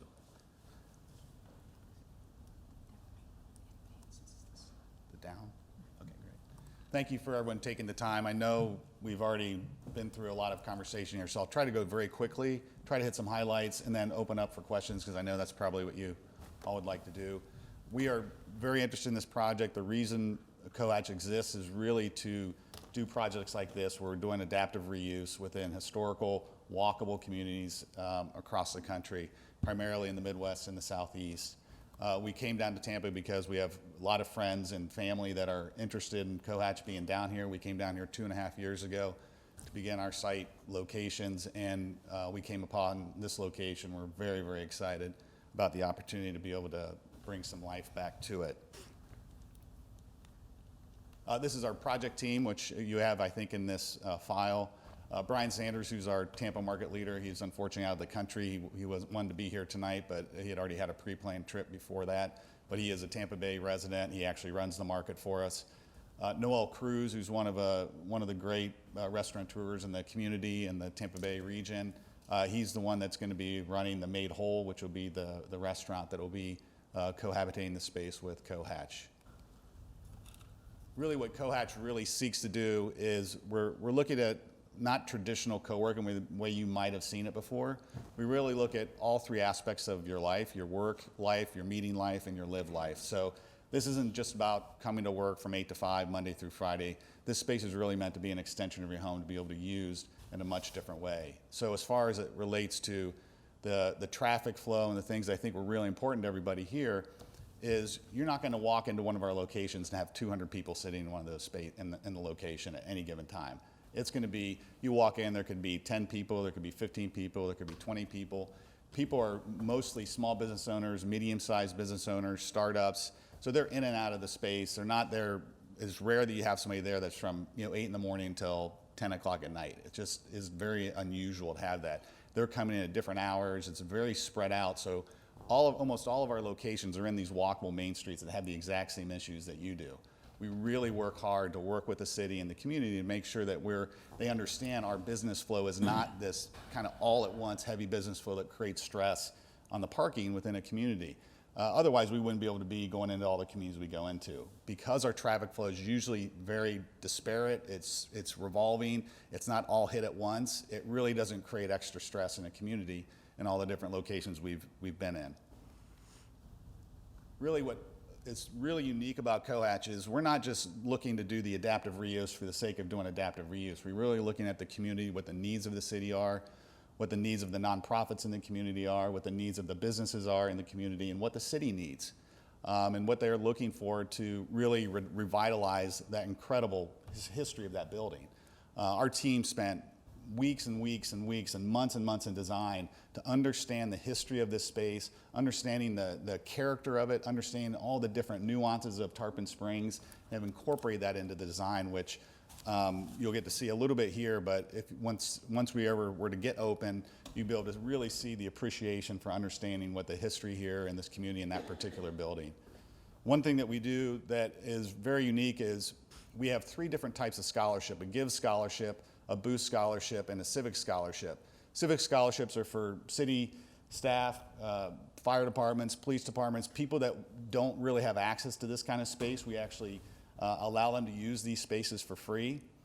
We do the same for startups, for people that don't have access to capital, maybe can't afford to belong to one of our locations. We also grant them in for free. And then our GIVE scholarship is for nonprofits that are doing good in your community that usually don't have a place to go to work. They usually don't have a place to do their board meetings. They don't have a place to do a fundraiser, things like that. We provide that type of space to them for free. So our commercial business model is the for-profit people create the ability for us to then serve the community in a broader sense. Some of the partnerships we have in the community, and as I mentioned, Made Whole will be as a local operator that will be providing the food and beverage concept at Cohatch. These are just some examples of some of the adaptive reuse that we've done. A lot of these buildings are going to, the oldest one we've done is 160 years old that we've repurposed and brought back to life. This is one in Springfield, Ohio. This one is also, that was our first location. Cincinnati, Ohio, almost the identical space as here. It's 3 stories, although the Tarpon one is 2, but very walkable community, 0 parking on the main street, 0 municipal parking, nowhere near the parking that we saw today. We've had no stress on the community as a result of our use. This is Lakeland, which just opened up right on Main Street, right on the park in downtown Lakeland. We opened about 2 weeks ago. They have similar, again, issues, mostly street parking, very few municipal lots around. We're not creating any stress in that environment. And if you ever had a chance to get over to see what our product looks like, this was, originally the post office of Lakeland 100+ years ago. 1902 is when the building was built. And we brought this back to life, and it's really serving the community well already. Downtown St. Pete, another historical repurposing of an old hotel. And then in West Tampa, this is a community that the multiple blocks of just basically abandoned buildings that we're going in and repurposing with several other partners to bring this whole block back to life. And we're very excited about this project as well. Our vision for Tarpon is really to continue to build out the sites within the region to be able to serve the different members across the region. Really connecting to the community. As I mentioned, our design team and our construction team really spent a tremendous amount of time understanding the history of the building, understanding the history of the community to be able to incorporate that into our design. These are some of the different amenities that will be available, the meeting rooms. We have game rooms for people so their kids can come to our spaces. We've got kitchenettes and kind of a place for to gather. These are really more like a town hall 2.0. This is not a traditional co-working, which is why we would never say that we're going to come in and bring something that doesn't add value to the community. This is really about adding value to your community so that we can hopefully help you all be able to work, meet, and live in a better way. You already seen the site plan, so I won't review any of these things. I think just one quick understanding, because I think this is to the parking and some of the use questions. The left and the right side, so the left side is the food, the right side is part of the Cohatch, and we have a shared space that sits in between, so during the day it's used more for Cohatch, more for kind of meetings, and then at night it can be a little bit of overflow for seating for the restaurant.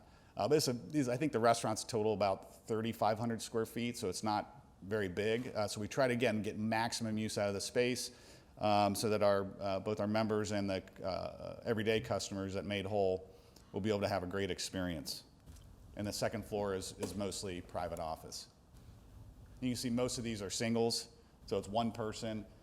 You walk in any of our locations, any of the given offices, maybe half are being used at any given time. It's just not a business model that everyone. The whole purpose of being a small business owner is you don't have to go to some place 8 to 5 every day, and that's the beauty of our model, particularly in a post-COVID world. As you all know, that this is the shape of the building today, and this is what we want to bring to that street. These are just some of the additional visuals of what we'll be creating there.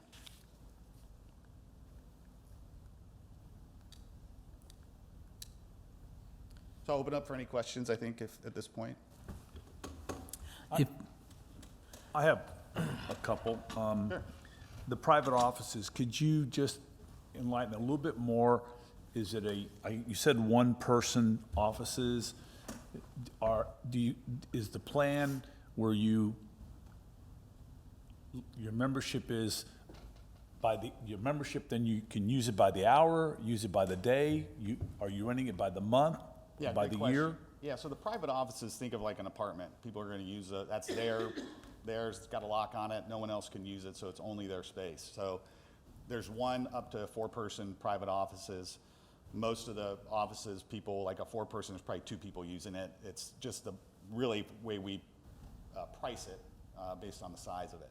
And then there's co-working members, which would be somebody that does not have a office, but can just use all the open area, can use the meeting rooms, can use the larger kind of meeting event space.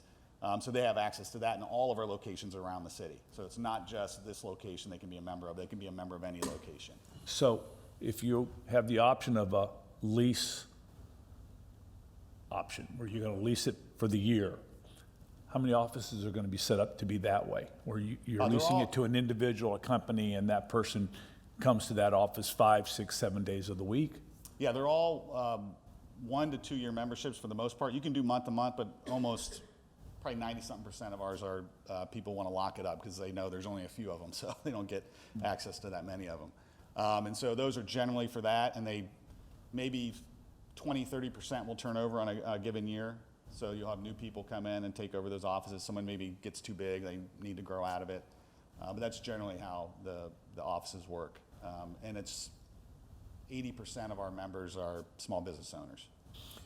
My last question, with the other locations, do you keep flow statistics as to what the flow is like during, with those locations? Yeah, I mean, we've been in business for 6 years. It's our 7th year in business. You will look Monday, Tuesday, Wednesday, Thursday, Friday.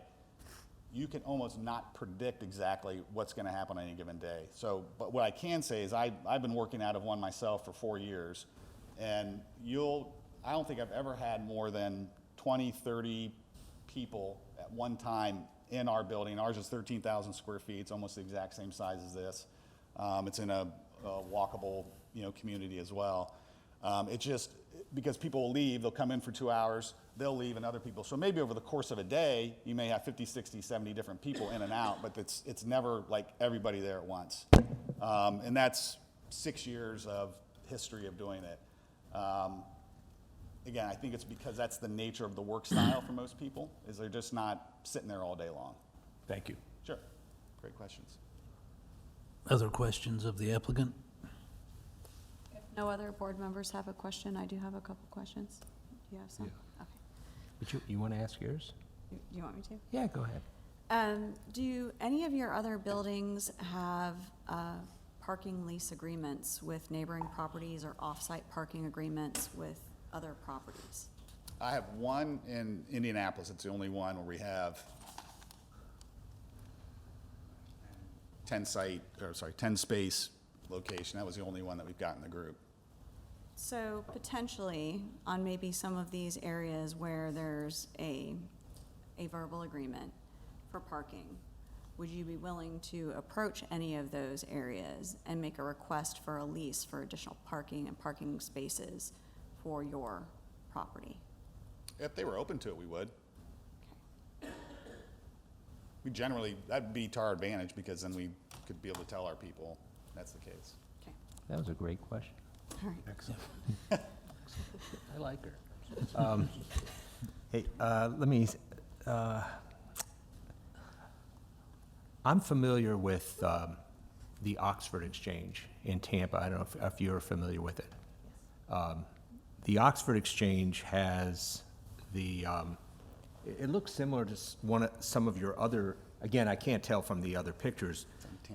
It didn't have necessarily a whole bunch of small offices. It had meeting rooms and then a much larger common space with tables for people to bring their laptops and sit down and work. Yes. I think what concerned, again, I'm not going to speak for anybody else. What concerned me when we got down to this parking compatibility issue we had was the number of offices. I hear what you're saying, and I'm not disagreeing that what you're being forthright, but I have a hard time wrapping my head around if it's a single office use and somebody has got a designated office. So you've got these two arrangements, right? You have this membership kind of thing where somebody can come and hang out in the center area and maybe use a meeting room. And then you have actual lease agreements with individual businesses or guys in business, you would suspect. So why wouldn't somebody who has a single unit be there? I mean, if he's working from home, he wouldn't necessarily need a single unit because he can't meet anybody there unless, he meets him in the general area, then why would he want a unit? And have to pay, have to be on a 1 or 2 year lease agreement. So I think there's so many rooms here. I mean, and maybe the architect can answer. How many offices are there here? I think it's 30 or 31. Okay.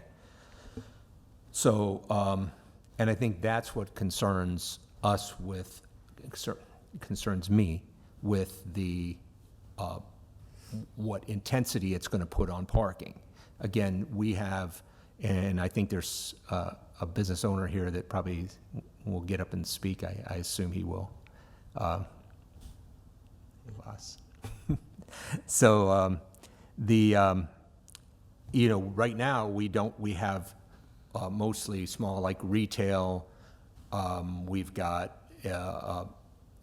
coffee shop. People come. Maybe they would park there for an hour, walk around downtown. It's not that big a downtown, and they could walk around in an hour, pretty much check every shop out, and then get in a car and go home.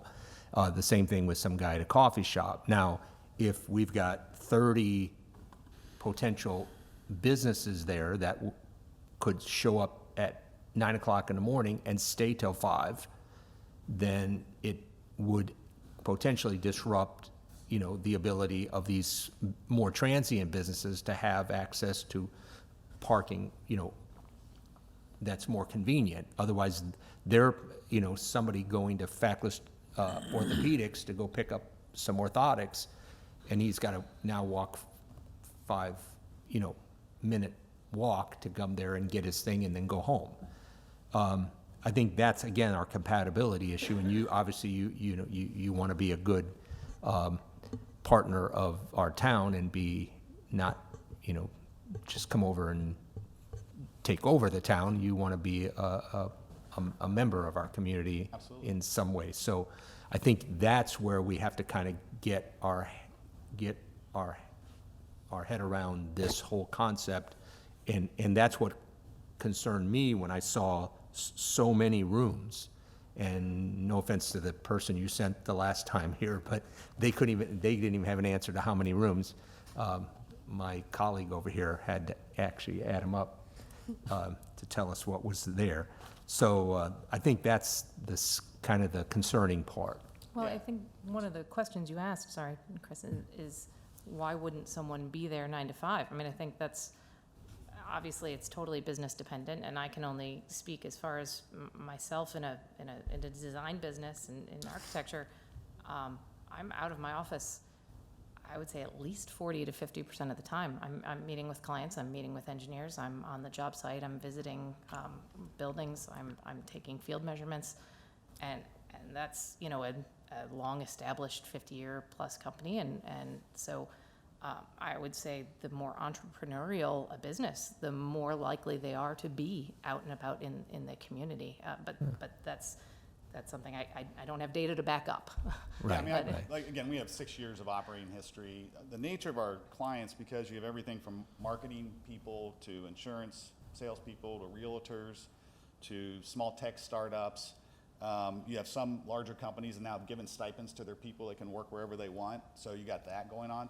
But people still like to have that work flexibility. That is the purpose of CoHatch. It gives you that flexibility with your work life, your meeting life, and your personal life. Because people can use this for, a birthday party if they wanted. Right. So that's the whole value of what CoHatch brings. It's not about 9 to 5, you come in here and you work every day and everyone's filled up, and it's, when you look at like downtown type of co-working locations, they were built on that kind of model because you had to go to work and you had to go downtown.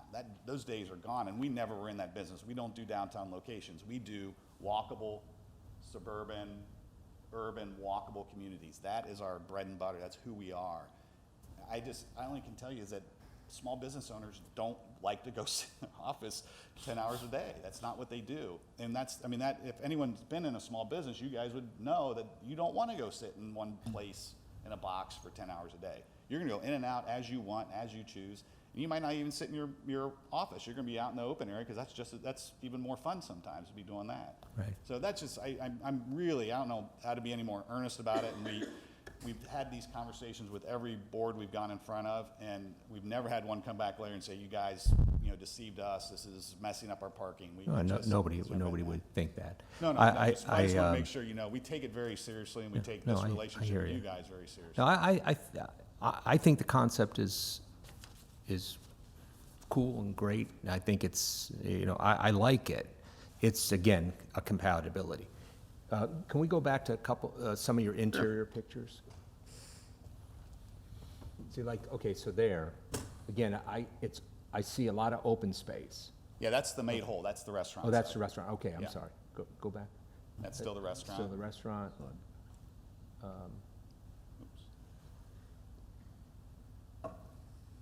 Didn't you have some, oh wait. Yeah, I thought we did. There we go. Okay, so like there, again, so that's the open. in-between space. I didn't see in any of your pictures just so many small offices. But this is the second floor, so this is where you see some of the co-working and some of the little offices up there. Second floor co-working, again, see the offices.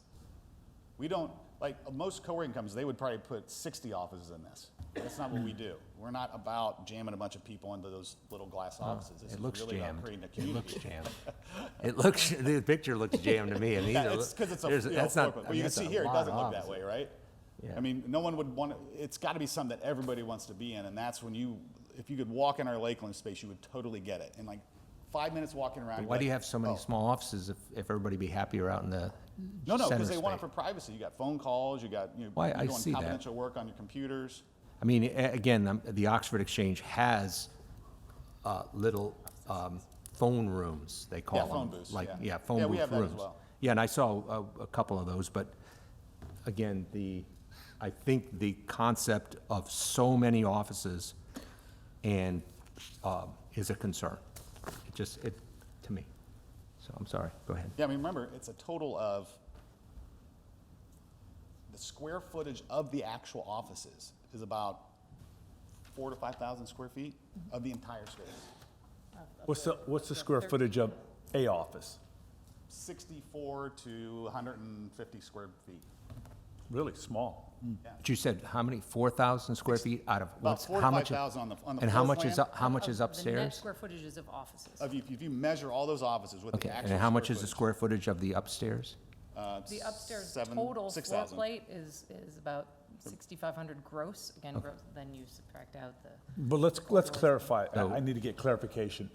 How many square feet of the office spaces only, not the open common area, office Let me have spaces? that, hang on. Yeah, we haven't measured. It's usually 4,000 to 5,000 square feet. Okay. I have a second part. You talked you wanna about do the that one? Go ahead, I scholar. may have that. Oh, You got it? Hang on. The gross on the second floor is approximately 6,800. Let's see. The net.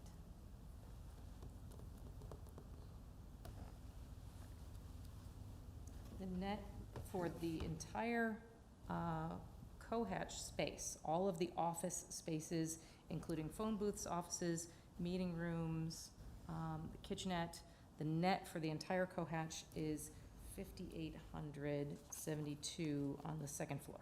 And that includes all the meeting rooms. That includes all the meeting rooms, yes. Yeah. That includes all the So common the spaces. average office is gonna be about 110, 115 square meters Yeah, I'm times sorry. 30. I So don't that's have why it it's about calculated square office meters, only. square feet? Square feet. So it's about 4,000 square feet for just the offices excluding meeting rooms. my second part to the question, you talked about the various scholarship Yes.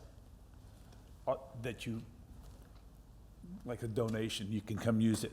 How many offices are going to be dedicated for that type of plan? That depends on the demand, but it's not, we don't necessarily donate as many of the offices. The offices could be, we have nonprofits that use the offices. What we donate are the co-working scholarships. So those are the co-working memberships is what we donate. And there's selected nonprofits that would also have offices as well. But most of 90-something% of the offices are gonna be fully paid, the commercial, because they help, it helps fund us doing the scholarships. Got it. Thank you. Sure. Yes, please. First of all, I applaud your efforts for preservation and, maintenance of that building, certainly. And also, as aforementioned, the scholarship and community participation and integration. My only question is, you have other comparative properties, some in the vicinity here and some elsewhere in the country. Do any of those also have the mixed use of restaurant and office? And being that you responded affirmatively, have you seen any overlap concerns with parking? In other words, if businesses run a little late and the restaurant crowd starts a little early, do you see that kind of crossing? Why we actually do the design in certain locations, and it's particularly in these walkable Main Street communities, is because the symmetry of the businesses are almost, I can't say they're opposite, but they're very symmetrical, and it really is perfect for us. They complement what we're already doing. So, for example, if we have a corporate event, let's say someone's doing a 15-person meeting, the food and beverage can come over and serve them, and they can do, or they have a meeting, they're doing a happy hour with here. So it really just creates this incredible community building, because meals is how you really create community. That's why we like to do it. It doesn't fit for every location, but when it's walkable like this, which is great walkable downtown like Tarpon Springs, it's a perfect match for it. And they do, because what most people don't realize is the office part actually doesn't create any stress. Most people you would think would be pushing back on the restaurant side, but because it's 1 hour, 2 hour in and out, people don't really push back on it. But we don't see any stress from the office side, when we're doing this. And so most times they ask about the restaurant side, which we explain it, and they realize most restaurants are the same. It's in and out in an hour or two, and it's decreasing that parking stress.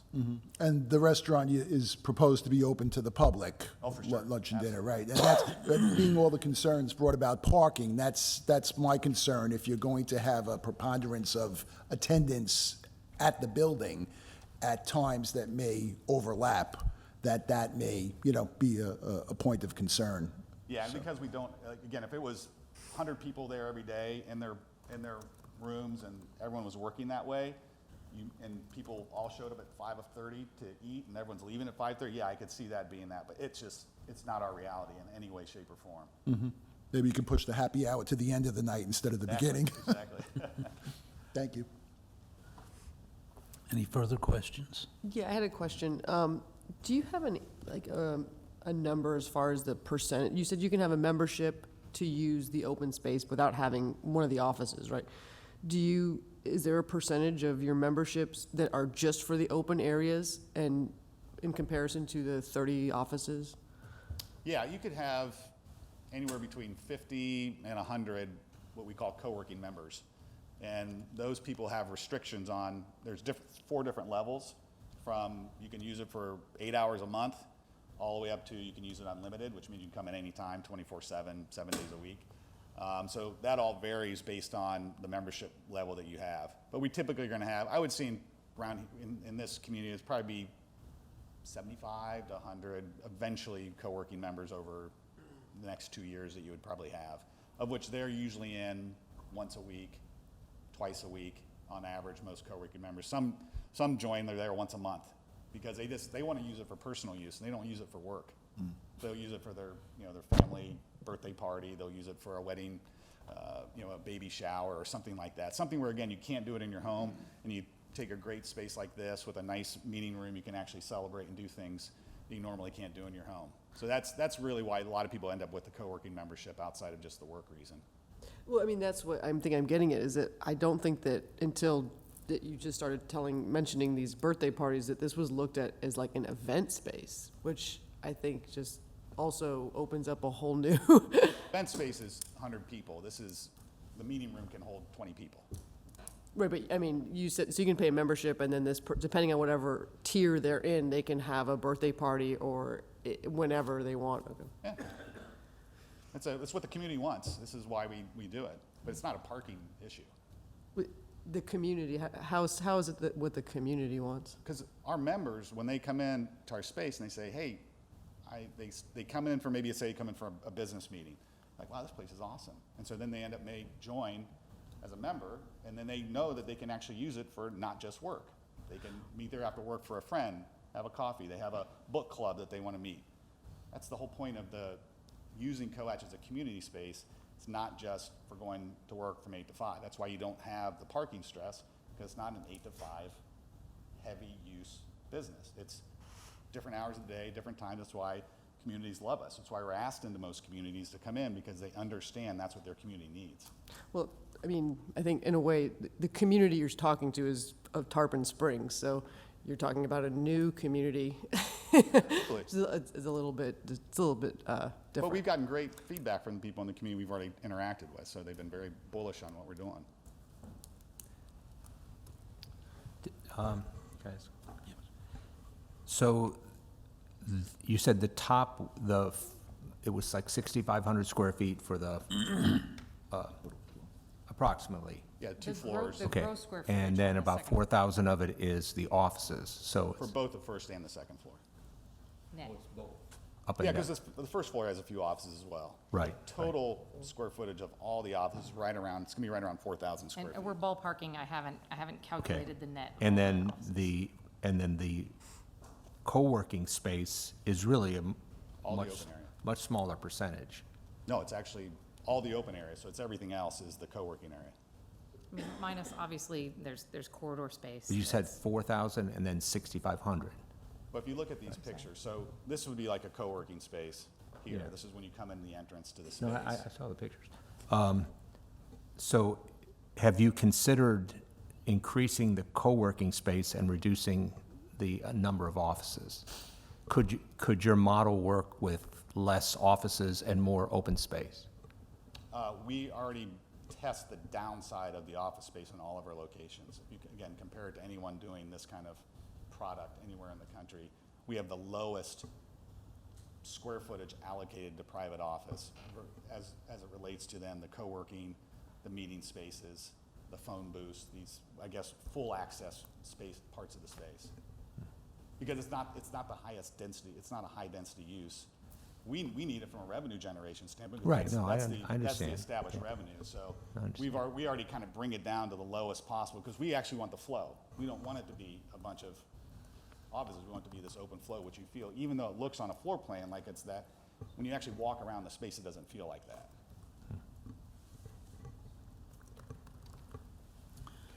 Any further questions for the applicant? I have just a couple.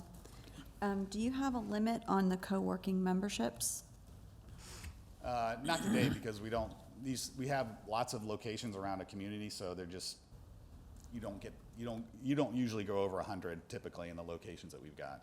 Can members from other locations use this location? Yes, And this location has a restaurant, correct?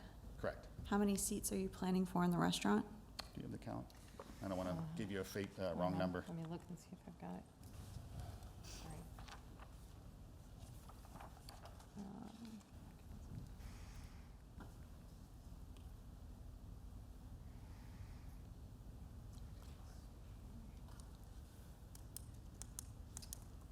I have everything, I have everything calculated with the code required occupant factor. That's not necessarily the number of seats. Okay. Well, I was actually so going to ask you I don't about have the if number what of your, seats. okay, so you don't have number of seats. But I was going to ask you, that was my next question, was what the occupancy limits of the building are, both for your events and for your co-working space, what your actual occupancy pursuant to the fire code would be. The occupancy, the total allowable occupancy for the use that we have based on the square footages is, let's see, is 287. That's both floors, and that's obviously, that's a code requirement that we use typically to size the egress. So Okay. that's how we sized the stairs Right. For exiting. That's not, that's not a usage number. Right, so that's your code limit occupancy Code for limit building occupancy, structure is yes. 287. Yes. Do you think that based on use, that number's actually going to be lower? Based on how you're designing your, yeah. Or it's- In all my years of architecture, we've never come close to what the code required. It's kind of it's a worst case scenario. Can you exit that number of bodies? It's not meant to be an actual function. Okay. No, that was it. Any further questions for the applicant?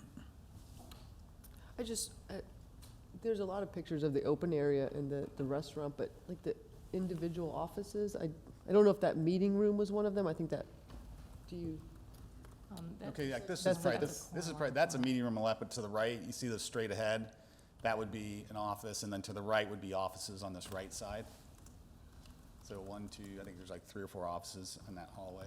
We don't take pictures of the hallway because they're, or the office, because there's nothing in them. It's the meeting rooms and the co-working that the renderings illustrate, but the private office is just, there's nothing in them, there's no furniture, we don't provide furniture. Right. Okay. Thanks.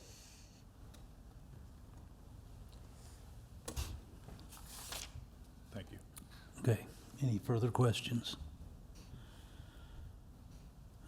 All right, that would get us up to the public comment portion of our Thank you. our meeting. Thank you. I'd like to take a brief break, if we may, for 10 minutes, and then come back here to continue.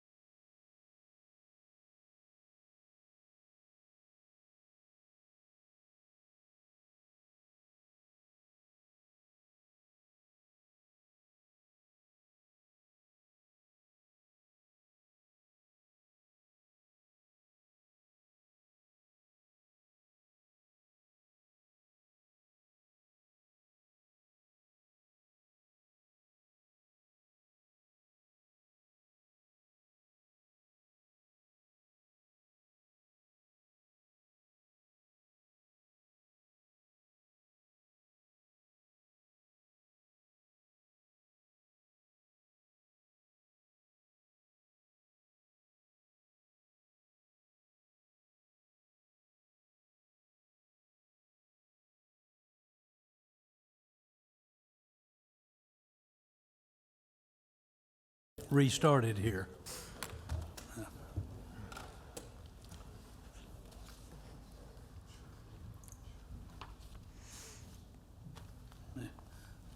We're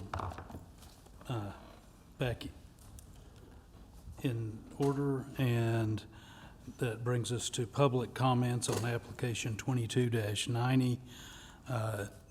Do we have members of the public here wishing to speak in favor of this project? Approach the microphone and state your name and address, please. Hi, my name is Darla Early, and my address is 121 Colony South Drive here in Tarpon Springs. I suppose it's more of a comment than a question, although there is a question in my mind that I would hope they might address. I'm familiar with this concept because actually a few years ago I looked into it for myself where I used to live. And it was actually a satellite, a university satellite that failed, and it was a huge, massive building, and they turned it into this concept. Although it did not contain a restaurant and it did not have a place for events. And when I was listening to everyone talk, that was my concern. When I would go back and forth to this place, the people who had the offices, there were hardly ever any cars there. So the concern for parking, I propose, would be more towards events. That should be the worry, not the offices. And I'm just, I'm hoping it'll be addressed a little bit. That was my personal concern based on my experience. Thank you. Any other members of the public wishing to speak in favor?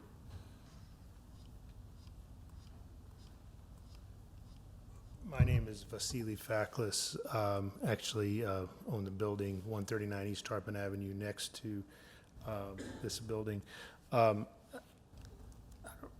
just have some quick comments. I don't know if we can ask questions.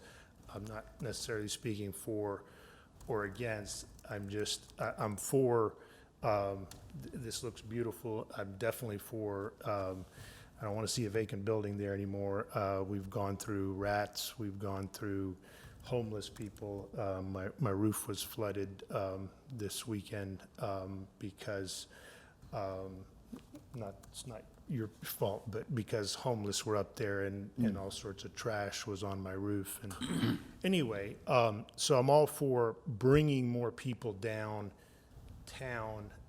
that have disposable income that can come and spend money in my business and other businesses. Parking is a concern, but it always has been a concern. And I know I'm not blaming the city. I know the city says they're trying, but I'd like to see more commitment than we're trying. The parking lot on the corner of Alternate and 19 and Tarpon Avenue, it's been called Mother Mears parking lot. Well, that was donated by, bought and purchased and built by several business owners, my father and my uncle, Mr. Terrapini, some other people, and gave that to the city for $1. Since then, we haven't seen a whole lot. Some additional parking has come in, but we've also had a lot of new restaurants and whatnot. The parking lot next to us on the east side, we pushed for that parking lot as well, and we were fought by the city and the Chamber of Commerce at the time. We don't need parking downtown. Yes, we do. We need more parking. I'd like to see that commitment as well. But I also have, and I don't know if I can ask a question here or a comment for staff. I heard something about that the alley is not a usable alley for traffic. Ask a question or? What I typically do, and this is at the discretion of the chairman, is when members of the public come up and ask questions either for the applicant or for staff, I just request that the applicant or staff take note of the question and then answer those questions during their rebuttal time, if that's okay. Okay. Is that okay with you, Mr. Chairman? Yes, that makes sense. All right. Okay, so that was a question, because it is usable, and we also, there was a dumpster behind that building, that was the common dumpster, and the garbage trucks did come down there, and then it was moved later to the city parking lot behind the tavern. And also, UPS, FedEx trucks do come down the alley, and we use that alley every single day for our use, and some customers will come as well. So that was a concern where the city, and maybe I misunderstood, but I heard that that's not a usable alley. And I hope I didn't hear that that's going to be turned into just where no traffic is coming down, because I would be adamantly against that, because then that shuts my business down. So my definite concern for parking is for people, is that my time? Yes, That sir. can come to the business, patronize the business, and leave, so. Thank you. The next member of the public wishing to comment?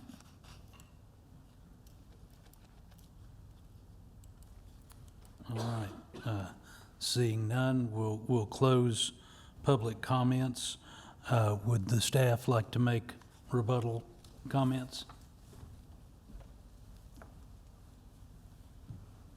Just to answer Mr. Fackless' question, yeah, I think I said the alley is limited, so it's parts of it are narrow, 7.5 feet wide, and I think we did go over that. Yes, the current businesses are using it, as far as I know, and Ms. Lemons could confirm the alley will not be closed off.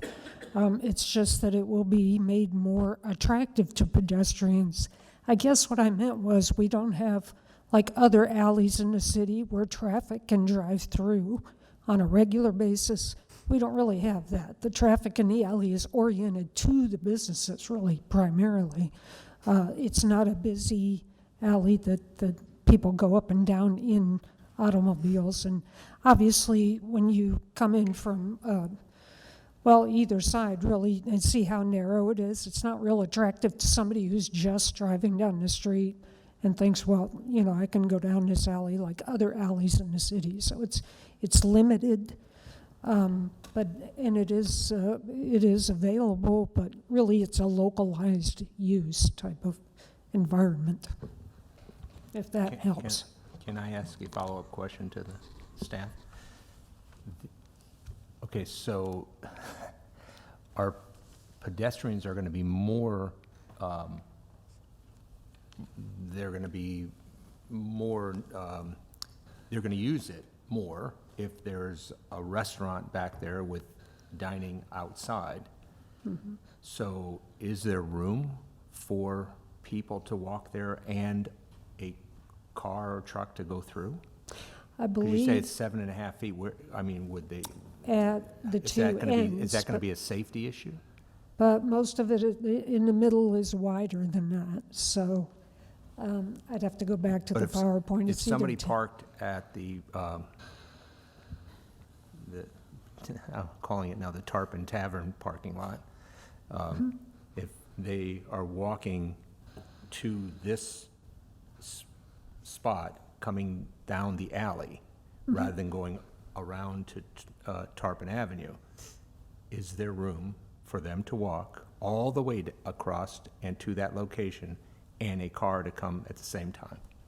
At that spot there is, because it's 10 or 14 feet wide, but they would The whole probably way? wait. The whole way? There's a little end, like I say, I could put that back up way over by, Could you on put it back? either I think end, it's that's important. 7.5. I but think it's it- important. Why don't you put it back up? Yeah. And just real quickly, while she's doing that, I forget if it's in the Manual of Uniform Traffic Control Devices or if it's in the FDOT Administrative Code, but those documents contain standards regarding widths of roadways, how wide they have to be for two-way traffic, how wide they have to be for pedestrians, how wide they have to be for bicycles. So there are some objective standards that the city could rely on with respect to traffic flow, where it's limited by the width of the roadway. So whether it's 7.5 feet, 10 or 14 feet, that width can be measured out in standards to determine whether or not it's available for traffic and or pedestrians or other types of multimodal transportation. Thank you.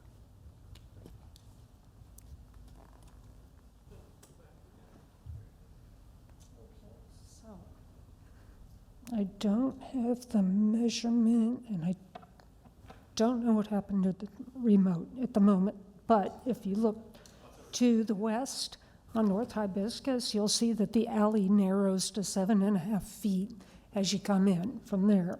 And then on the east, on Safford, it's also narrow. In the middle, it's at least 10, might be 14 or 15, like a standard alley in Tarpon. So if you're crossing from Orange Street over to this, you're in the wider portion of the alley. Okay, so somebody coming, parking at the Greek church and coming down Hibiscus and turning left there is going to hit that spot where it's tight, and if a car came, there's nowhere for them to go, right? I mean, there's not going to be a sidewalk put there. No, it's just like any other But alley in the city. again, it's going to be attractive to people to want to go down that alley to that location versus going around to Tarpon Avenue. Yeah, I mean, I've walked up and down it myself a number of times. How are we going to address that? And not have a safety problem? I mean, that's a common situation now. I mean, people park over here or next to the Tarpon Tavern or this parking lot, and they're freely walking to the back of buildings. Yeah, but there's no business that's doing business in the back. Well, Mr. Fackles just said he, relies on that, for people to come into the rear of his store. You can't go to his store. So You can't go to his store from the alley. I would defer to the applicant as to how much of their business is going to rely on coming through a front entrance versus going through a back entrance. I don't know the answer to that. Doesn't matter about what they rely on. But functionally, you can walk down this alley. But there's no business there attracting people to walk down the alley except this business. Yeah, perhaps. Okay. Yeah, I don't. There's no rear entrance to any of those businesses right now. You can't go to. I can't state that. I can't store state from the alley. that it is or it isn't. I haven't gone and looked at doors. I mean, I'm there. sure every one of these places back here has a door that goes back there. Whether it's actively used, I do not know. Right. Yeah, exactly. An employee might go use the back door, but it's not going to be.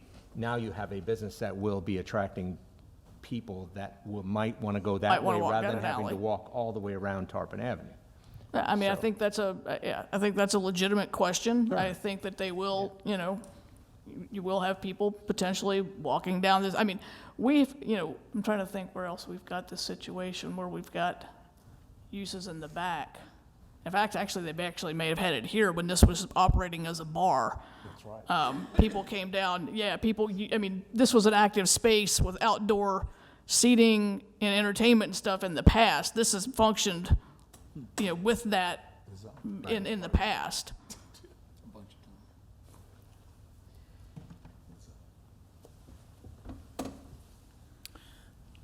Okay, yes.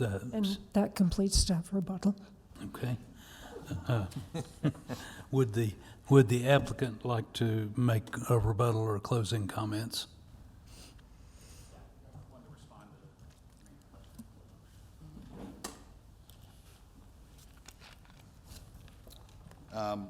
As it relates to the event question that I think was asked, I showed you that room. It's the in-between space between these two spaces. It's either used for seating for the restaurant, or it could be used for a small 20-person, 25-person gathering.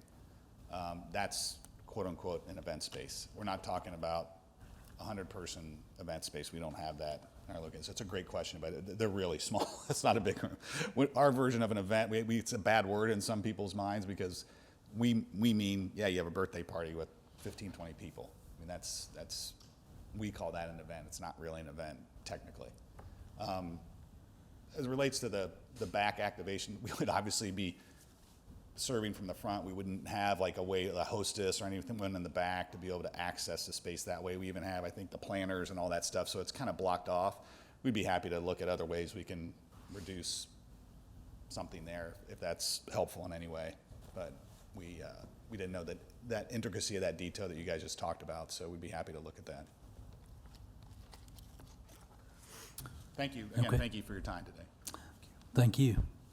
All right, now the item will come back to the board for consideration. At this point, we need a motion and a second, and then we can have board discussion. Just before we want to I know that we limited everyone to 4 minutes, but Mr. Fackless was still talking, and I believe he's affected party status because he's right next door, so I think that would afford him some more time if he had some additional things to say. He's the only one, I think, that showed up to talk, so He did not request it. I just want to make sure that he got everything he wanted to say.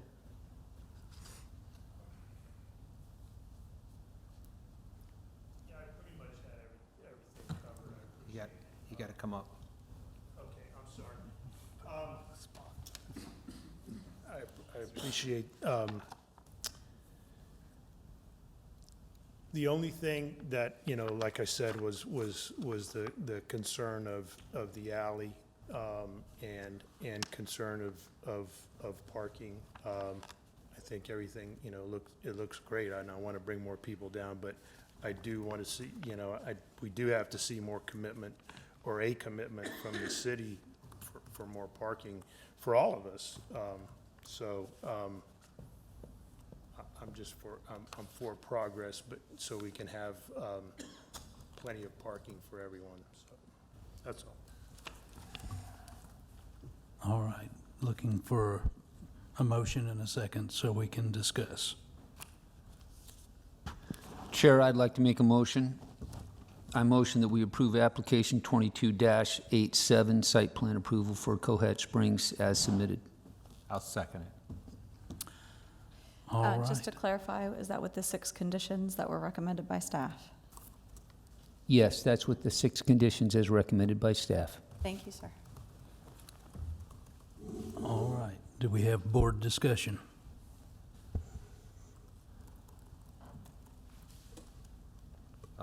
I'll go ahead and start off.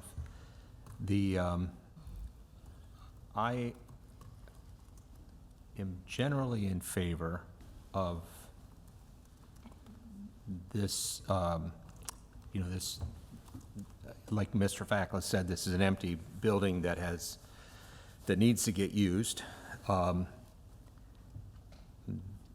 They are expanding the building considerably, doubling the square footage. And that's less of a concern than the type of business going there. I say I like the concept. The only reference I have is the Oxford Exchange, and I think it's a great use of space. I have a concern over the number of units, of offices, and the capacity and what it might do to the downtown area. I think that we can address that later if parking does become an issue and the tenants there are dominating the street parking on Main Street that causes issues for the other businesses that require more transient kind of traffic, that we could turn to the city and get 1 hour, 2 hour max parking on the street, and then just require that. So I think there's a way to deal with that. I think that the issue for the other board members, I think, is just going to be, again, the type of business and the parking. short of having a study, we just have anecdotal things that we have parking issues. I think that at some point, we definitely have to address parking, whether it's a parking garage is needed right now or not. I mean, that's a whole nother subject for the Board of Commissioners to deal with. You know, I think that we should, I like the idea that our city attorney mentioned about making some arrangement with some of these private spaces where you could actually have designated parking, and then being able to somehow steer your members to use that space. That may be something, if that were to be, can we at this point, make a suggestion that be added to the motion? Or does he have to pull his motion to then add that to it? So with that, you know, I heard the concerns that, you know, you all were voicing with your questions and with some of the discussion that you had, which is why, you know, I even asked that. The problem that I have with making it conditional is currently the wording of your code. Because if you conditioned the approval on that and made that a requirement, it almost is going to be like, think of it as a judge legislating from the bench, right? Because that's not how your code reads. Your code reads that this area is exempt from that. So that was kind of where I was going, and I was hoping that, you know, the applicant would take that into consideration, particularly when they bring this before the Board of Commissioners. But I cannot advise you to make that a condition at this time. Can it be rather than having it be a straight-up condition, can it be in the motion and a directive to, because we're an advisory board? Can be a recommendation. A recommendation to the Board of Commissioners that they address that with the applicant, and maybe between now and the time they go before the Board of Commissioners, the applicant may be able to bring forward some solution that satisfies part of that problem. Yeah, technically, the Board of Commissioners will be bound by their code the same way that you're bound by the code, right? So they can't change it in that manner, but they can again recommend that they come forward with that, and if they even come forward with a lease in hand to the final hearing meeting, then that's just even better, showing that they're doing their due diligence and moving forward to get those types of agreements in place. Yeah, and then maybe our city economic development person can maybe help in expediting or in coordinating some of that with some of the local businesses, i.e. the Truist Bank or one of these other Attorney Latour or that other piece off the public library. So how can I put that into a possible amendment and ask Mr. Vesey if he would put that in the Right, so if you motion? want to make that amendment to the motion, so the motion is to recommend approval with the 6 conditions, and then both the maker of the motion and the second would have to both agree that they were adding that as a recommendation that the applicant seek a private lease for dedicated parking spaces. I have a question. Is that compatible with the Transact 5 code? But you're not making it conditional on that, you're only making a recommendation for your community at this point.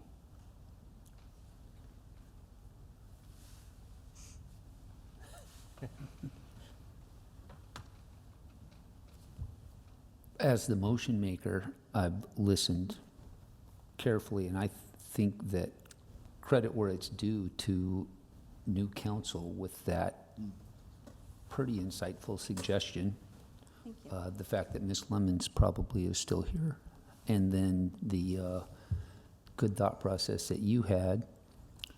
All of that being said, I also suspect that the applicant,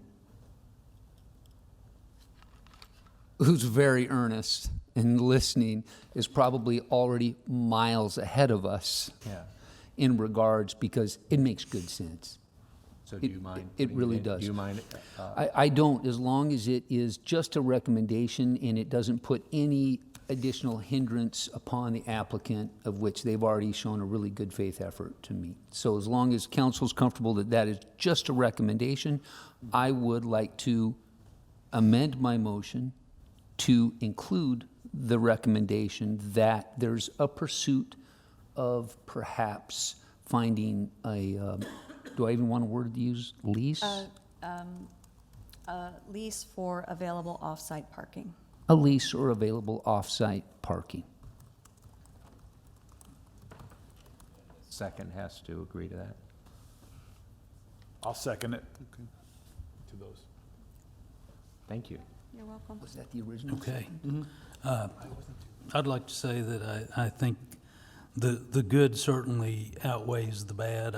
I share my board members' concern about parking, but I think it's largely a larger issue that the city does need to address with a complete professional traffic or traffic and parking survey of the downtown area, and setting aside some money to fund some parking improvements, or to continue to fund. They've done a lot, but I think that's going to be the long-term solution to the problem, and it certainly is a problem, and maybe some.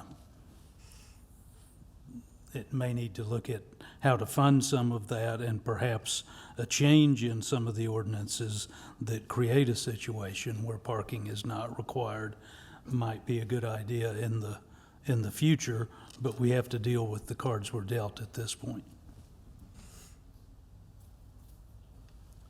I'd like to add that my review and assessment that the concept and plan, it's attractive. I take note to what Mr. Fackless says, that it's good to have new business that actually contributes to economic prosperity to the adjacent business owners, and that's important. I also like the fact that they are offering that scholarship plan, which is something that the city can benefit from, as well as charities that are involved. So I think that's a good plan. Any other board comments? Just that I agree with the chairman's concern about the parking regulatory facts at the moment. That's a static condition, doesn't mean it can't change. It might be a little bit of short notice for the applicant, but in addition to maintaining this search for additional parking, since you have other comparative uses in other areas, could there be some research into those jurisdictions as to how they've managed growth to include yours, to say what are some viable alternatives going forward for the parking in downtown Tarpon Springs? Just an inquiry, and if you come upon some information of value, you could share that with the Board of Commissioners at that time. Thank you. Any other board comments? All right, can we have a roll call, please? Mr. Rockline? Yes. Ms. Francis? No. Mr. Zimbelis? Yes. Mr. Koulianos? Yes. Mr. Vesey? Yes. Mr. Seaman? Yes. All right, before we go into the next item, which is Item 7, Application 2036, let's have a brief discussion about rearranging our agenda for the evening and scheduling a special meeting next Monday to address the legislative agenda portion of our meeting, given is the late hour and the time that I suspect we'll spend on application 20-36. So with the board's approval, we will defer items 8 through 11 on the agenda to a special meeting scheduled next Monday. Can I have a motion and a second? I would make that motion, Mr. Chairman. Second. Can we have a roll call, please? Or is there discussion first? I just do one thing that we haven't done is verified that this space would be available on Monday night. So we may have to take the opportunity to maybe hold it in another location within City Hall. So it may not be televised, or it may be audio recorded, but we have the media room upstairs where we could hold it. I'm just not 100% sure that the auditorium is not otherwise occupied with another evening meeting. I don't believe it is, but we just need to check. So it may not be in this location, in this room, but it will be in City Hall. Okay. Now, is there any board discussion before we have a roll call? Do we need to be more distinct on the motion that it includes each and every application, or is it just as you stated? There were only legislative items on that second half of the agenda, so they're not going to require the same type of notice as the applications do. Okay. But, well, I would like to get a motion that they are deferred to that date because we do advertise them, so. Okay, got it. Sorry. So that date is November 28th. 28th. November 28th at 6:30 at City Hall. Yes, and I would amend my motion to include that date and that time, room to be determined. Second. Can we have a roll call? Mr. Rockline? Can I have one comment before you? Are you available for that? Yes, I am, sir. Great, thank you. Ms. Francis? Yes. Mr. Zimbelis? Yes. Mr. Koulianos? Yes. Mr. Vesey? Yes. Mr. Seaman? Yes. All right, that brings us to application number 20-36, a preliminary plan development for approval for Keystone Village located on North Highland Avenue. Can we have a staff presentation, please? Yes, thank you. And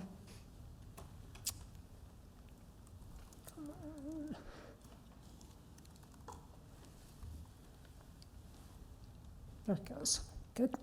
I'll try to do this in 20 minutes. We have a pretty hefty application with a lot of information here. Hopefully you've had a chance to read the staff report. There's a lot of detail there. I will just run through this pretty quick, and then we can go from there. This is a request. This is for Keystone Village, which is a request for rezoning of the property to residential plan development and approval of a preliminary plan development. This involves a proposed 50-unit subdivision and one estate lot for a total of 51 units. This is on the north side of Keystone Road and totals 52 acres with the breakdown there of uplands. The Barrow Pond about 6 acres and the wetlands 21 acres. The property is located in the residential very low and preservation future land use districts. Both of those are allocated density of 1 dwelling unit per acre, with the preservation allocation being usable in the upland area. The preservation allocation corresponds to the wetlands that are on site. So there is a total allocation of 52 units to this property. That's the subject of the application. The zonings on site are agricultural and residential plan development. The residential plan development is left over from a previous project, was never built. Part of it was sold to Pinellas County for stormwater for the Keystone Road upgrades. So the agricultural covers most of the property, almost 43 acres. One thing in your staff report on page 6, we did provide kind of an estimate of the number of units that you could potentially build on the property, obviously with a plat. under the agricultural zoning and the current, residential plan development, and we came up with 27. That's based on a 30,000 square foot lot requirement under agricultural. But it doesn't, we didn't take into account all the infrastructure layout, all that stuff. So that would probably be a conservative number of units that could potentially be built now. Note that the density for agricultural zoning is 1.4 units per acre. That future land use at 1 unit per acre overrides that. So the more conservative density applies. Here's where the site is located, north of Keystone Road. As mentioned, it's in the residential very low future land use and preservation future land use categories. Those are the shaded areas. All this area that's not shaded is in unincorporated Pinellas County. This down here is not labeled, that's residential low in the city. And then we have the zoning, which is agricultural, and then residential plan development, and this portion that's owned by the applicant. And again, it extends down to Pinellas County owned land as well. One thing we'll talk about in a few minutes, most of the zoning for a good portion of this area surrounding the city limits, really, in the county, the zoning is residential agricultural. There are some planned developments. Here's one here. Obviously, the Cypress Ridge, I think it's called, something like that. Golf course, there's a couple of planned developments. But most of this acreage and estate type and large lot type development is in the residential agriculture county zoning. This is the countywide map, which you all are familiar. We have to comply with the Forward Pinellas countywide map that basically overlays all of the county. And on their map, we have the residential very low here that we have in the city, and here's the property. The dark green is preservation, allocated 1 unit per acre for use in uplands, and then these light green areas are all allocated residential rural at half a unit per acre. Matches most of what Pinellas County's future land use map also shows. That's always confusing, but you have the countywide map that is the one we answer to. Light green is residential rural, and then when you have residential low medium is some of this light blue across Keystone Road from the property. Okay, so this property was annexed over different years, up to a total of about 69.5 acres into the city. When it was annexed into the city, it was left in that residential rural future land use category it was in the county. The city does not have a residential rural category. So we didn't have one, but it was left in that category when it was annexed. We adopted a residential very low category in the 2015-2016 timeframe. We didn't even have that. So we do have that now. That's our lowest density that we have on future land use in the city, and that's what the property's under, in addition to the preservation, obviously. The property itself was amended from RR to RVL in 2017, and then again, it's RVL on the countywide map. Past uses included borrow mining, agriculture, stockpiling, cut and fill, those types of operations, so it's very disturbed property, a lot of topographical alterations, even though wetlands are not pristine by any means, I would say, pretty disturbed property. And then there's a Duke Energy easement across the south side of it. And there is a single family home out there that was part of that original 69 acres that was sold in 2019. So the remaining area under the ownership of the McAlpin Revocable Trust is about almost 60 acres. the amount that for this application covers is 52.2 of those acres. This is located in flood zones and in the Hurricane Evacuation A zone. A lot of it is in the coastal high hazard area, all the wetlands and some of the uplands. The 50-unit subdivision coming off of Keystone Road was granted a waiver by the Pinellas County Board of Adjustment to access from Keystone. Keystone's a county arterial. North Highland to the north is a county collector, and the county code requires that the collector be used unless you can get this waiver. The applicant has obtained the waiver, but does not yet have the connection approval from Pinellas County for the actual connection to the road. The estate lot will connect to North Highland Avenue. There are no wetland impacts proposed. There is the 50-foot required buffer will be provided. Recreational amenities include using the borrow pond that will also be used for stormwater as well. So they have some small vessel access and viewing for that pond. They're proposing a small tot lot, and they are proposing a wide walk connection to the Pinellas Trail, which is an existing recreational amenity in that area. For public facilities, the project will be served by Pinellas County for water and wastewater, and by the city for everything else.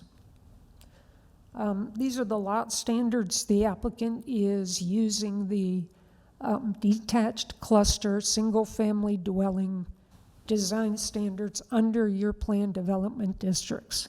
So these are the required setbacks. They're really mirroring, using those setbacks and minimum dimensions and lot areas. The open space, this is the minimum to be provided, and this just demonstrates that they are not counting more than half the open space as wetlands as required by your code. But in reality, there is a substantially larger open space because the wetlands are about, I think I said 21 acres, so they are proposing a large amount of open space. The estate lot, again, will be accessed from North Highland Avenue. Here are your setbacks. The building envelope is shown on the plan, and it's just about 56,000 square feet. The services will be the same, except the roadway for that lot is a Pinellas County roadway. And the lot will be served by either extending Pinellas County sewer down North Highland or providing a septic tank, whatever the county approves. If septic, the staff is asking that one of the conditions be that we limit that estate lot to 1 unit if we're on septic. They're building 51 units. They have 52 allocated. If they can extend sewer, staff would not have a problem with a future owner coming in to amend the PD to split that lot and build the other unit if it were approved by the Board of Commissioners. So the waiver, we do have one waiver request for sidewalk, and we'll take a quick look at where that is. The entrance road has houses on the east side, or lots proposed on the east side, but not on the west side. The applicant is proposing to only supply a sidewalk on the east side instead of both sides of the entrance road that's called Road A on their plan.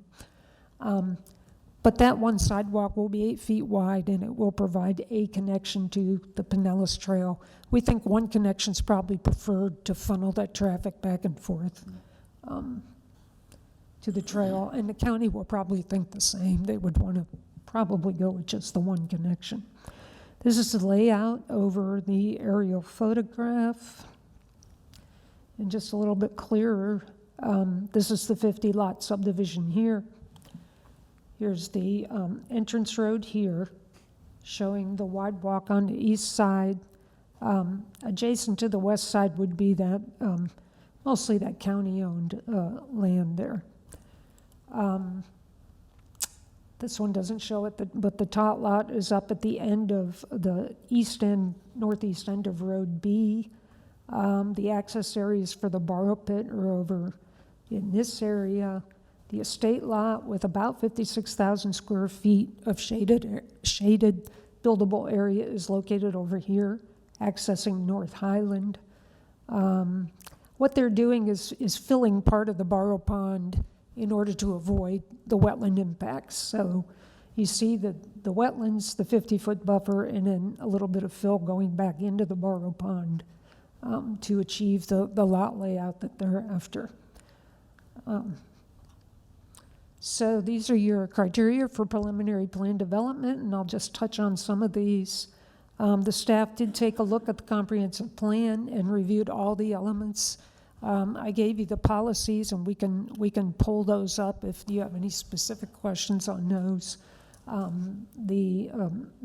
Those are discussed on page 7 of your staff report, and we feel that the project is consistent with the comprehensive plan.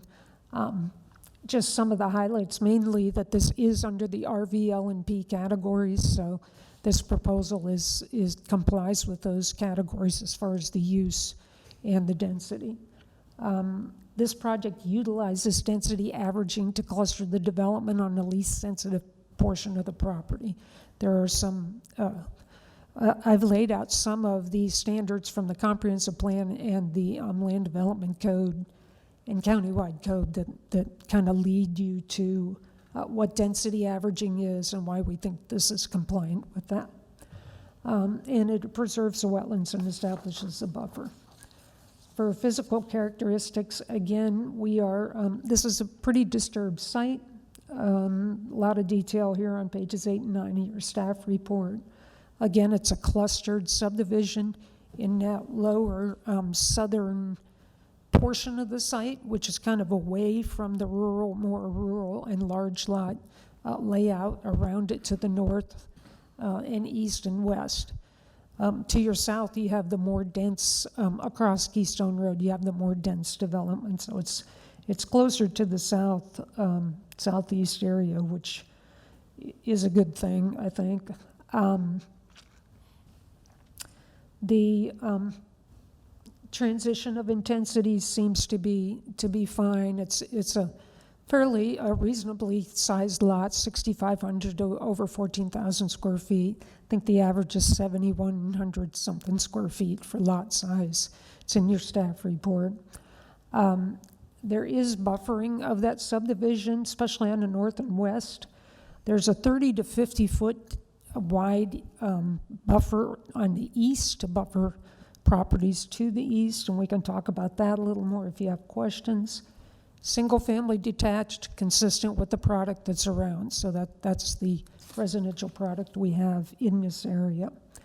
The only place staff did identify, mostly on the bottom of page 9 going to page 10 of your staff report, sometimes with agricultural zoning surrounding these areas, we do have the potential for a setup of conflict. We wanted to go ahead and verbalize that and make you aware of it. So you've got a subdivision, and you've got some other subdivisions in this area, but sometimes with farm operations, we have a county zoning that allows different farmer operations, any kind of animal operation. It allows gun ranges, different uses you would find in agricultural zoning under that county zoning designation of RA. Sometimes with mostly noise and odors, somewhat operation of things early in the morning or in the evening, say after the dinner hour. Just the potential for setup of complaints, you get them every so often on some of this stuff. It's just something to be aware of. It could be that you would ask the applicant to notify homeowners in the homeowners docs, and we've done this with other items. Hey, you're in an agricultural area, so you've got to be prepared for potential of agricultural operations going around in the area.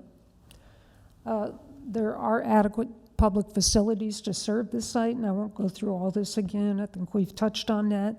The applicant did submit a hurricane shelter analysis showing sufficient capacity per our code.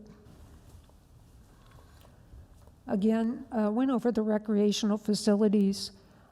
We do have a level of service deficiency for mini parks. Mini park for this number of residents at 2.3 per household is going to be about 4,000, a little over 4,000 square feet. The tot lot right now is proposed at somewhere around 1,300 square feet, but you could consider the recreational amenities as a whole as meeting the mini park standard if you want to consider that. So they're looking at the viewing platform, the vessel launch, the tot lot. The trail is also there. That's an existing county amenity, not really being supplied by them. But you could look at how you want to handle that. Transportation, again, the county will have to approve the Keystone Road and the Pinellas Trail connections. And the layout is contingent on those approvals, really. Okay, as far as thoroughfares, this is going to generate 51 peak hour trips. Keystone is not deficient, it's operating at level of service C. There's no mass transit out here, none planned, it's a sparse development. County's not going to put mass transit out here, so that's something you really probably don't need to consider. And then we do feel like this takes advantage of the features on the site. It's in the disturbed upland portion. Staff did have some concerns. These are all addressed in your conditions with some of the items that were brought forward that we really need more detail on and to nail that stuff down in final plan development. The rezoning criteria are listed here, and they're very similar to your preliminary plan development criteria. They're discussed on pages 14 and 15, so I won't go over those individually. So staff has been working with the applicant for 2.5 years on this project, 6 TRC meetings. It came in originally as a 61 unit subdivision with 3 estate lots. The applicant and staff have really worked on this to hone it down to something we thought that could be, that you all could look at and consider. Again, there is more detail that's needed, but we really wanted to bring this to you to get your feedback and your response to this application and get it before you. So if an approval recommendation is made, we do have 24 conditions. I didn't list here. They are listed on, I think, pages 2 and 3 of your staff report, or 3 through 5 of your staff report. Those are listed. Most of them are items we need to be submitted with the final plan development. So with that, and we have one response from the public. It's in your packet. We have one written comment from the public. Are there any questions? And Yes. I would like to tender my staff report and the whole packet as evidence. Thanks. Fantastic, thank you. So before you guys go into board questions of staff, I do want to make something very clear for those of you that may have not done this before. There are actually 2 items here for you to rule on and make decisions. The first is the land use change, and this land use change is done pursuant to an ordinance. Rezoning. I'm sorry, I keep saying that, zoning. It's the zoning change, my apologies. For the zoning change that is done by ordinance, I'm going to read the ordinance by title only, and that is ordinance 2022-28, an ordinance of the City of Tarpon Springs, Florida, amending the official zoning map of the City of Tarpon Springs, Florida for 52.2 acres, more or less, of real property located on North Highland Avenue, approximately 1,200 feet northeast of the intersection of North Highland Avenue and Keystone Road, from zoning designation A, agricultural, and RPD Residential Plan Development to zoning designation RPD Residential Plan Development, approving preliminary plan development for Keystone Village Residential Plan Development, application number 20-36, providing for waivers of design requirements of the Land Development Code, providing for findings, and providing for an effective date. So when it comes time for the board deliberation and approval of this, I will be looking for two motions. One is to approve the zoning change under the ordinance, and then the second one will be for the site plan. So I would also appreciate it if when we go to the public comment section, that you first take comments on the zoning change and then take comments on the site plan approval, okay? Okay, and I have a procedural question as far as how the process goes from here. Assuming this is approved, do we see this item anymore, I guess, as terms of the final site plan review then, or in the future? No, the final plan development goes directly to the Board of Commissioners. Okay, so tonight is our only review of the two items basically related to this request. Yes. And just for clarification on the record as well, the analysis that staff did is under the proposed new zoning, correct? So under the residential plan development and not under the zoning as it exists today, which is the agricultural, correct? That's correct. We did give you some information about the current zoning, but the analysis is based on the new zoning.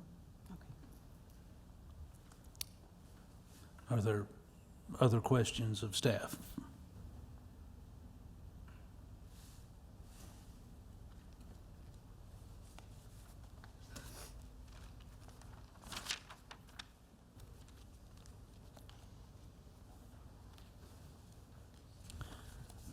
I was having a momentary lapse of reason, staring at those historical photographs. I had just a couple short questions, please.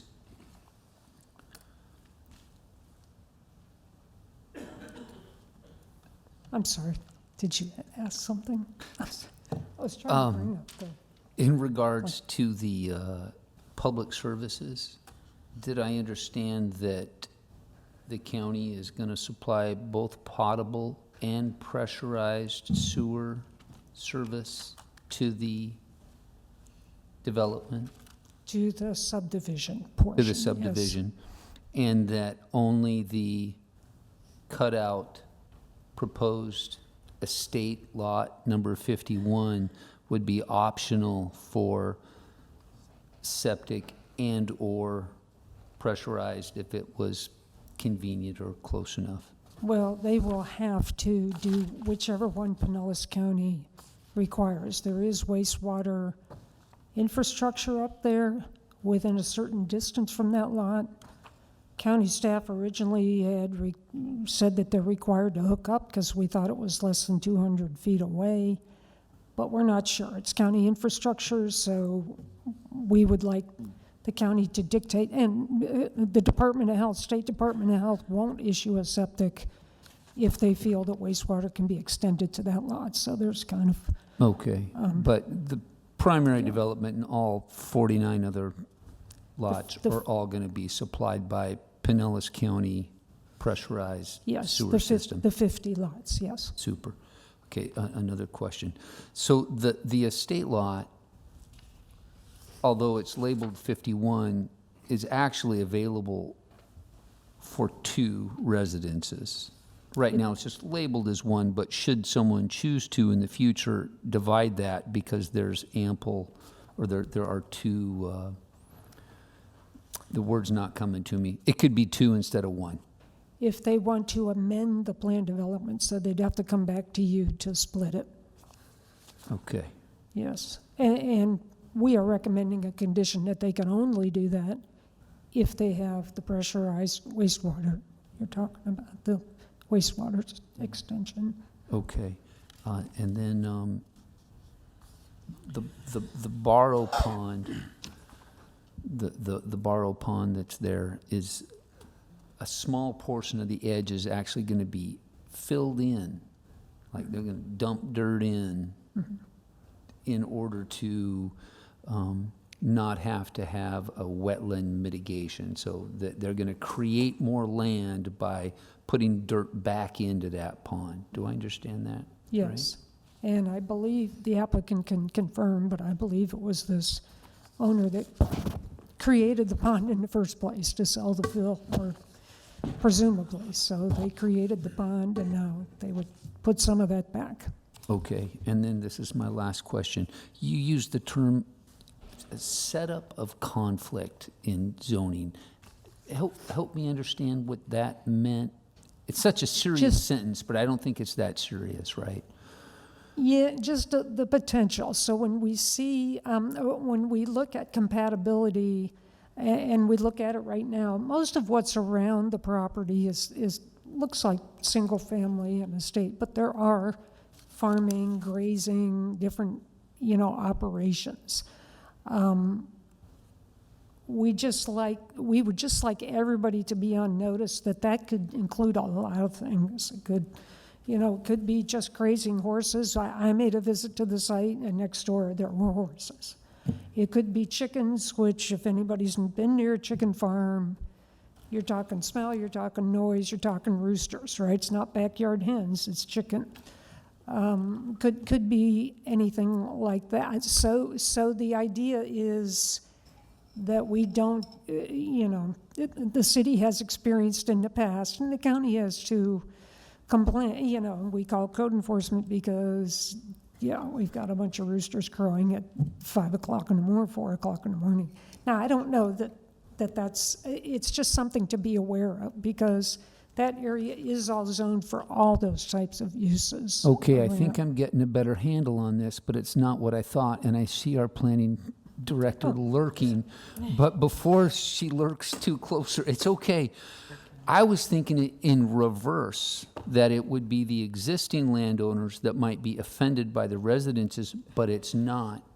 If I may, it's the fact that we're going to have new homeowners that are expecting these tight little lots with these nice homes, and lo and behold, their neighbor puts in, let's say, a doggy park because they can, or that they allow 50 dogs to stay on their site because they can, and that's that conflict that comes with this intense. Correct. Intense is the wrong word. An urban residential development directly adjacent to an agricultural area. Right, you have Okay. Hit me with suburban one more. subdivision, backing up against, residential agricultural zone land in unincorporated county. I mean, I'll give you a very tangible example in this area. When I worked for Pinellas County, we were dealing with some folks that had about 50 geese on their property, and they never shut up. And it was a real hard thing. It's a very difficult thing to enforce from the county side, and that's the other issue. You're going to be relying on Pinellas County to potentially rein in and deal with those complaints that are coming from incorporated cities. So we just wanted to make sure that everyone was aware that there is a potential. I'm not saying it will happen, but a potential for future, noise, smells. I mean, in the county, on that property, again, don't know that anybody would ever do this, or that the Board of County Commissioners would ever approve it, because they would have to, but you could have an outdoor shooting range in that zoning, that residential ag zoning in the county. So just want to make sure that everyone's aware of the potential. Those are great words, because you're aware, and now we're aware, and they're aware, but you know who's not aware? The prospective homeowners, and those are the ones that call and complain, because that doesn't come as part of their HOA covenants and deed restrictions. There's not a page on there that says, hey, be aware that your neighbor can put a shooting range over there. Right. So we're all aware, but that doesn't solve that setup of conflict. That's the end of my questions. Thank you. Any further questions for staff?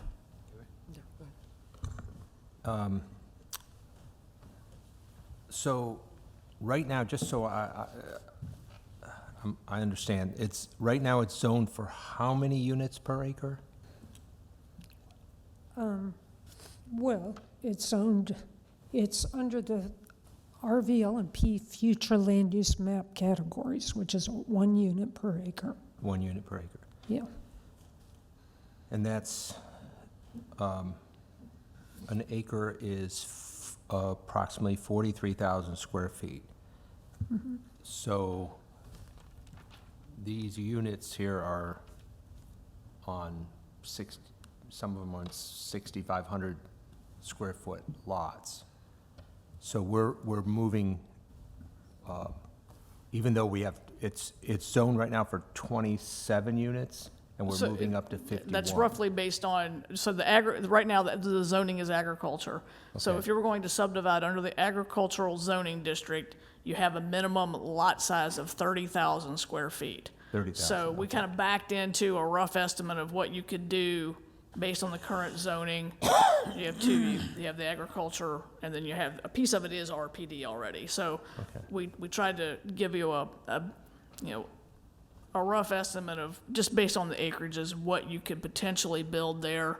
And it really doesn't take into consideration, you still have to have roads and infrastructure and things like that. So we roughly came up with about 27. Yeah, but most of the developments out there are on large parcels, whether it's Oak Hill Acres, I think they're like 2 acre lots.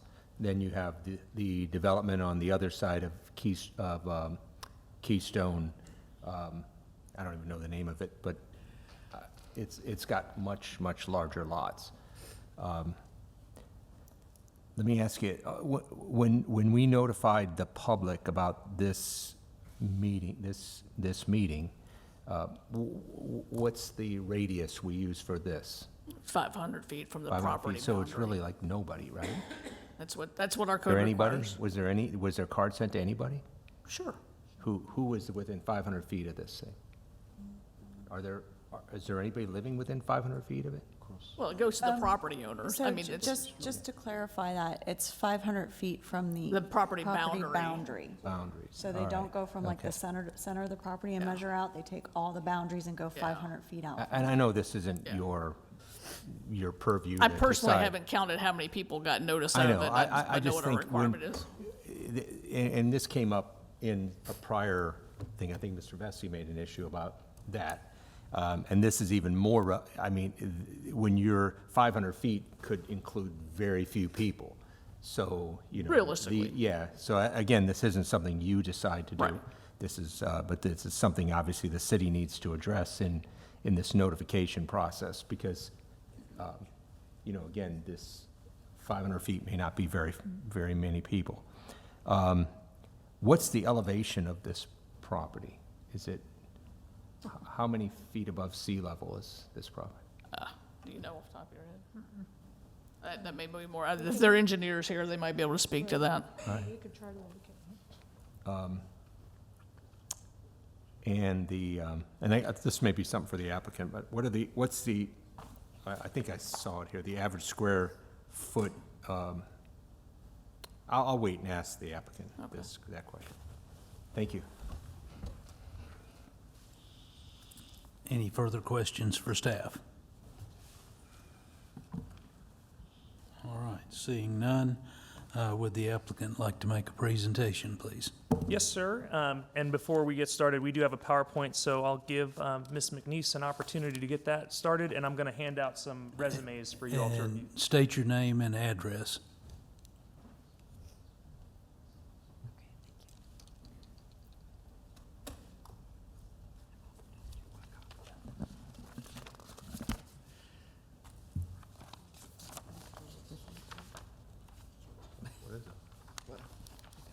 Thank you, Matt.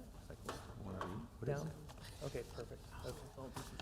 Okay, good evening, Mr. Chairman and board members. My name is Brian Ungst, 625 Court Street, McFarlane, Ferguson, and McMullen, on behalf of the applicant and on behalf of the development team.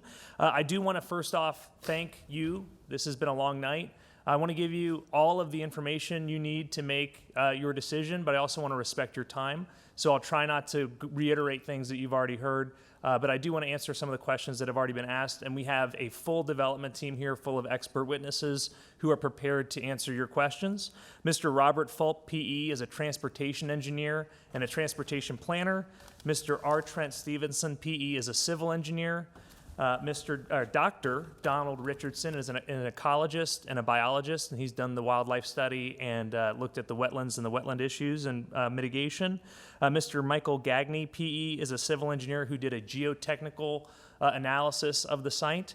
And Mr. Reed Hayden, PE, is a civil engineer who's the main project lead and the lead of the development team. I want to start out again by thanking you, but I really want to thank your staff, because over the last 2 years, your staff has met with the applicant, and we have right-sized this proposal to be what I think by the end of our presentation, and once we answer your questions, I think you'll agree is a supportable proposal and is in line with the sustainable development and the very low-density, smart clustering development that Tarpon Springs is looking to encourage in the future.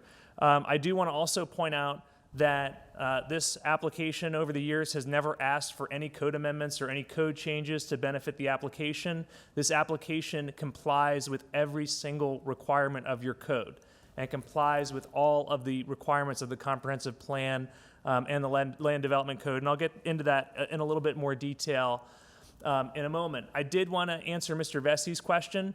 We absolutely are going to agree to a condition of approval that there must be formal notification to any prospective homeowner in the association documents that there are agricultural uses in the area. And we can get into more details about that if you'd like, but if you want to make that a condition of approval, we are absolutely agreeable to that condition of approval. So as was noted, I've got a little pointer here, try not to point it at anybody. As was noted, the property is about 52 acres. That's where you get the 1 unit per acre. Mr. Koulianos, you asked about the issue with the zoning. So there's a split zoning. The zoning is RPD and agricultural. Agricultural is the area where you have the 1 unit, the lot size issue, the 30,000 square foot lot size. But as Ms. McNeese mentioned, the zoning is trumped by the land use, and the land use is residential very low. So in both the agricultural and the preservation districts, you have a 1 unit per acre. Agricultural has the lot size, but we are under the 52 unit per acre allowed. So what's proposed is 50 units in the cluster development and 1 estate lot. Mr. Vessey also asked about the estate lot. The estate lot is not being built per this plan. So when the final plan, if you recommend approval and if the Board of Commissioners approves the preliminary plan, when the final plan goes back to the Board of Commissioners, that lot is not being developed at this time. If we ever wanted to split that lot into 2, it's already a condition of approval. It would have to come back here to amend the preliminary plan development. So you have a bunch of safeguards as it relates to that lot. And at this point, that lot is only being included for the density averaging for the cluster. So while it's 51 units, that 51st unit isn't being built. It's that area is just being included to get the density averaging for the 50 units in the clustered area. The wetland buffer is 50 feet wide. We have not requested any waiver or any flexibility from the wetland buffer. So we're meeting the code requirement for the wetland buffer, even though in the existing zoning, 15 feet wide is all that's required. We're providing 29 acres of open space when only 13 acres is required. That's 123% over what is required. The only waiver requested, as Ms. McNeese pointed out, is instead of 2 5-foot wide sidewalks on the west and east, we're going to do 1 8-foot wide walk, which will be a seamless integration with the community and the trail. That's the preference of your staff and also Pinellas County staff. So while it is technically a waiver, I don't think it should be considered as a major request or some kind of substantial deviation from your code or from the intent of your code. You've already heard about the natural features, taking advantage of the borrow pond, stormwater management, and all of the buffering that we're providing. And you've heard about reducing the original request from 64 lots down to the 50 lots, which, as we discussed, is compliant with the residential very low, which is the lowest development density that you have in your code. We are compliant with that, and we're under what the current land use allows currently. So we have we're clustering the lots, as Ms. McNeese told you, per your code. There's a provision in your code about clustered developments, and as the staff report, the thorough staff report points out, we meet all of the criteria for clustering lots in this area. The buffering, I'm going to show you some images here in a minute, but the setbacks are extremely generous. We're about 486 feet from the closest lot to Charles Smith's home on Highland, and the closest lots on the east are some 123 feet away from lot to their structure. So I'll be able to show you that in a moment. The county has approved our ingress-egress access to Keystone Road. What we're waiting on is final approval of the right-of-way use permit.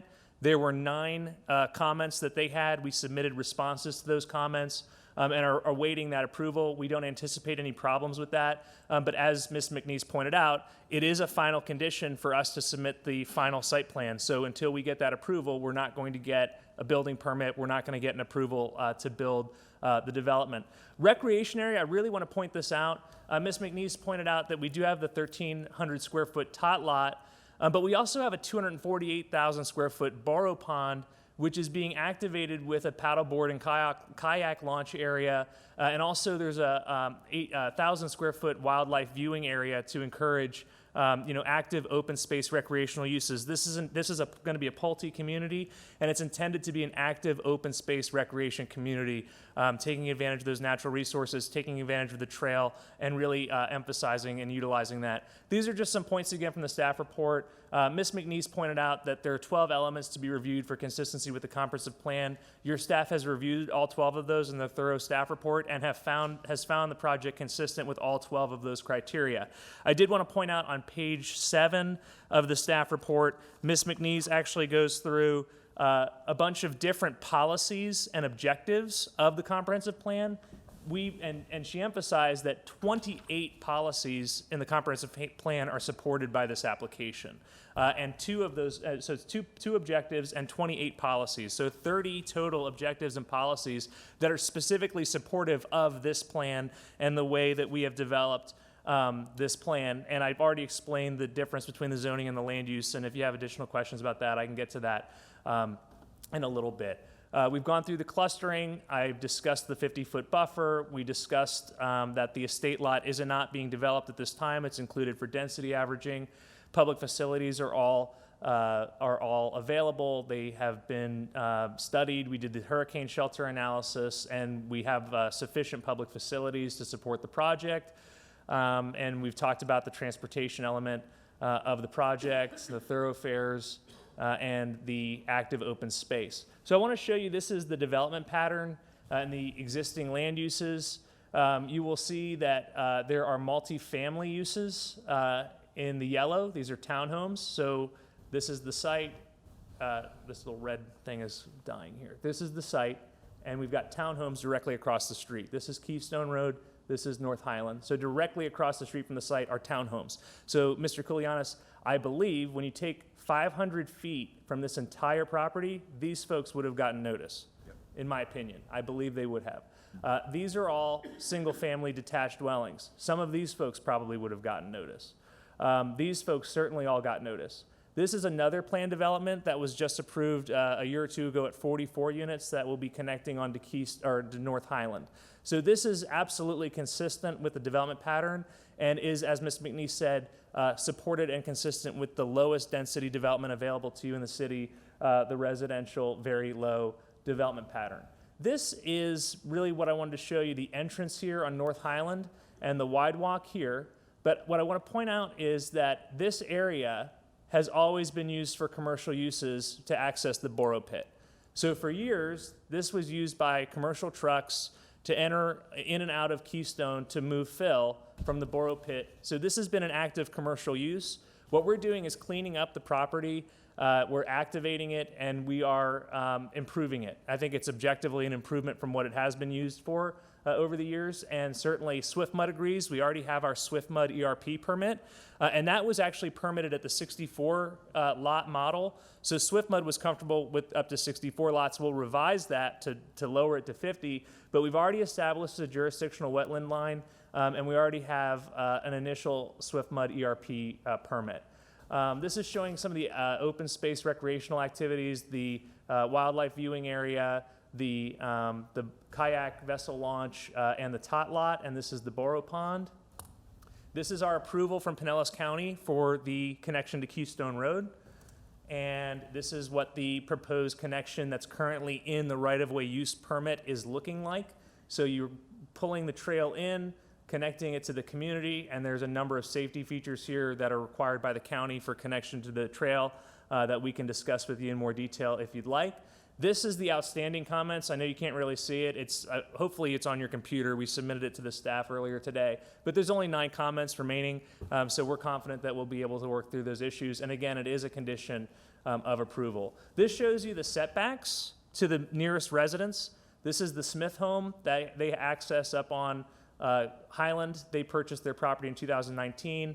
They were aware of the property or of the project at the time that they purchased their home, and their home is 486 feet away across the pond from the closest lot that we're asking you to approve tonight.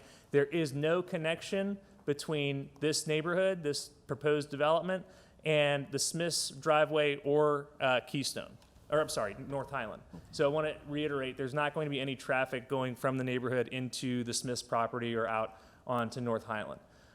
This is the Van Dam residence. It's 363 feet away. There's a 70-foot setback from 60-foot setback from the residence to the property line, and then there's another additional significant setback to the Van Dam home. And obviously, there's significant woodlands and landscaping in this area that is going to mitigate any impacts. And then these are the other residences. Again, they're all well over 100 feet away from any of our proposed uses. And then this is the approved site plan for the North Lake Estates community, which is that RPD community that we showed to the northeast of the property. I think I've covered most everything I wanted to cover. Mr. Hayden is going to address some additional issues. Did you want to address some additional issues, Reed? Well, it sounds like I should probably introduce myself. Yeah, you need to get in.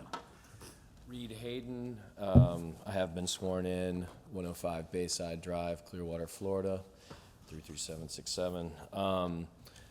I'm probably the person who's most intimately familiar with this whole project. So, if you do have specific questions, other than when we need to address the specific experts that we have here today, I'd be the one to discuss them with. And Brian, I think, has done a good job giving you a holistic view of what we've gone through. We've been at this process for some time now. We've worked with your staff for quite some time. They've been very thorough, very considerate.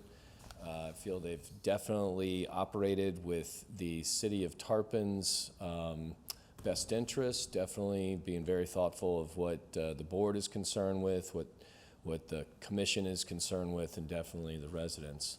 Some of the specific items I heard, I think Brian had addressed, talking about the agricultural uses next door to us and how that may affect our residents, and we're very appreciative that Tarpon's considering our residents.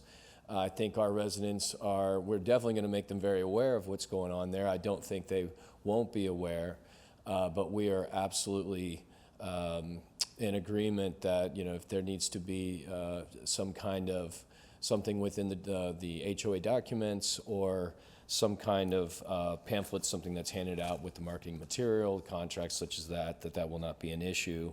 If we can go to the recreation area, I wanted to, because frankly, in the staff report, I believe everything was supportive in that it shows that we do comply with the criteria within your land development code and within your comp plan, with the exception of a calculation that, frankly, I was unaware of until we got the staff report, but the criteria for mini parks, and that we, based on the resident calculation, that we needed a 4,025 square foot mini park for the community. I do believe we already have that. we didn't actually measure out all those areas because, again, we weren't specifically aware about that calculation. But if you take the areas that we're going to have, whether it's the paddleboard kayak launch, the tot lot, and then in the wildlife viewing area, and also you have this pond, this Barrow Pond, which is a nice feature that we have, being able to turn something this was mined for fill, and that fill was sold for a number of years, turning what is kind of a industrial, commercial type use into something that now people can enjoy. We're excited about that. But when you add up that area, it is way more than a 4,025 square foot area. So I think this is a very a quality exchange as opposed to just one specific square that's 4,025 square feet to something that's this large with a variety of uses. I'm prepared to answer any questions you have, and thank you for your time. Thank you. And I did just have one question for Ms. McNeese, not really a cross-examination, but whenever that's allowed. It doesn't have to be now, but it can be whenever the chair or Attorney Kardash says we should do that. Yeah, If you want to have a mess now, that's fine. that's fine. Thank you. Just very quickly, just for record purposes, it's your expert opinion as the planning expert for the city of Tarpon Springs that everything you laid out in the staff report is correct in your professional opinion, Yes, including that the proposal meets all 12 elements of comprehensive plan consistency, and that the proposal meets all of the elements for the RPD zoning review? yes. And some of those include compatibility and other considerations that we did express are open for judgment. And for conditions of approval that you've recommended. And so with the conditions of approval you recommended and any other conditions, including the disclosure of the agricultural uses in the area to prospective buyers, it's your opinion that the plan as it's submitted today with those conditions is consistent with the approval criteria to move forward with a recommendation of approval in your professional judgment? It's consistent with the current land use. It's it meets the code in general, and it meets the comprehensive plan under the current land use. So it's a rezoning that they can consider, that the board can consider the merits of under the land use. Thank you very much. And I have the remote if you need it. Okay. Could we hear from the person dealing with environmental and wildlife issues and just kind of fill us in on any wildlife potential impacts and some information on the water quality of the pond that we're using for recreation? Dr. Richardson? Yeah, my name is Dr. Donald Richardson, 7301 Summer Bridge Drive, Tampa, Florida, 33634.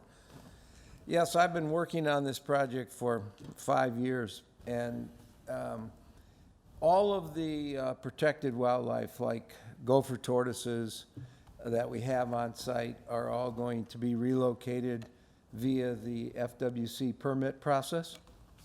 The site is highly disturbed. It's been mined. It's been altered in elevation. The wetlands have been invaded by exotics.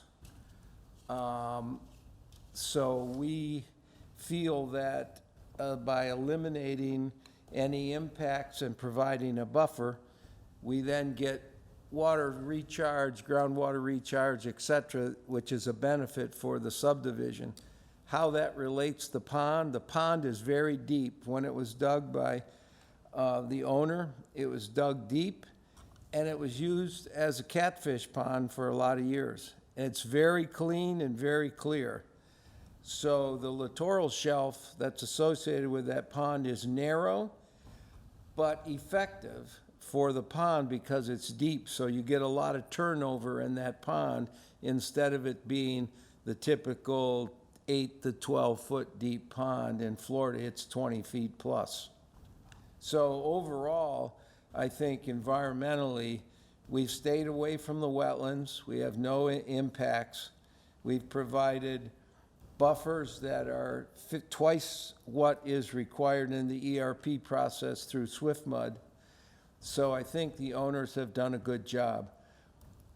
The only thing left to do would be listed species. Those we take care of usually once they get going on the subdivision, and then we would go through the relocation process. I'm an authorized agent. I do this all the time, so the tortoises will now go to a better home. Thank you, Don. Yep. Any other questions? I have a question of the doctor. Yep. The, explain what the relocation process is and how, get in a little bit of detail. Yeah, how it works. usually what we do is you do a survey, GPS locate each burrow on site. The burrows are excavated using a backhoe and a probe. Usually put a probe down the burrow. Backhoe digs down the probe until we get down to the last 3 or 4 feet. We excavate the burrow with a shovel. If we find an animal, that animal is held, and all of the animals on a daily basis are relocated to an approved FWC relocation site. The owners, in this case Pulte Homes, would pay the FWC fee. There's right now a rough $6,000 an animal fee that goes along with the relocation. And those tortoises are then relocated to another site, and those sites are actually managed for tortoises. And who oversees that excavation? Me. Now, obviously.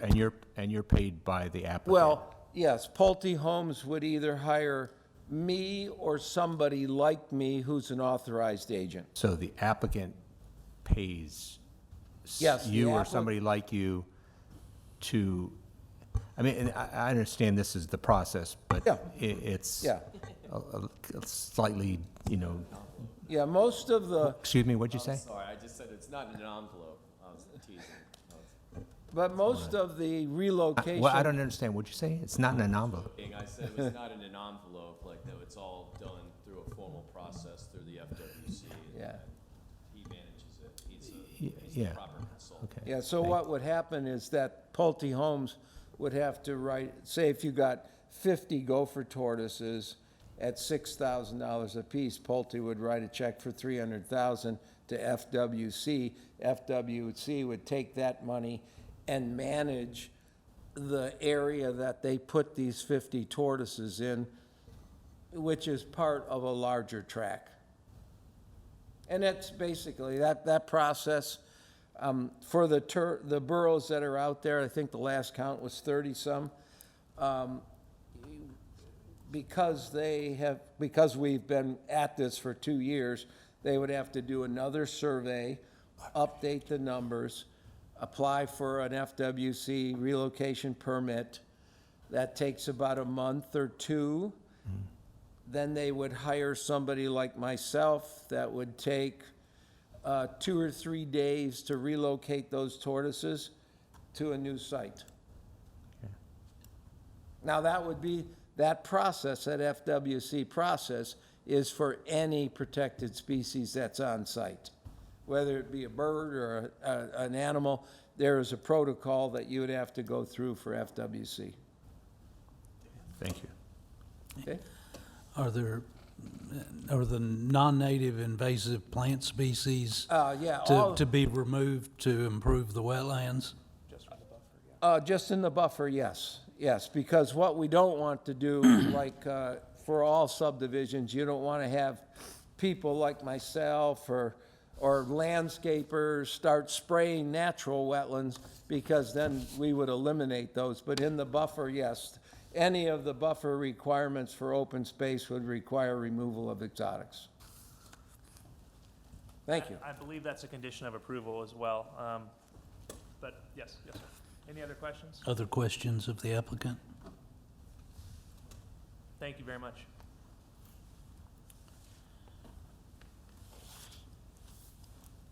All right, that brings us to public comments.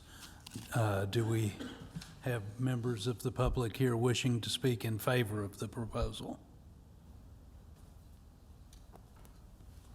Approach the microphone and state your name and address. Hi, Angie Clark, 1210 Berkshire, 20 years Tarpon Springs, and real estate agent. I'm for this project. The demand in Tarpon is huge. Something like this is very much needed, and I hope you guys support it. Thank you. Thank you. Any other members of the public wishing to speak in favor?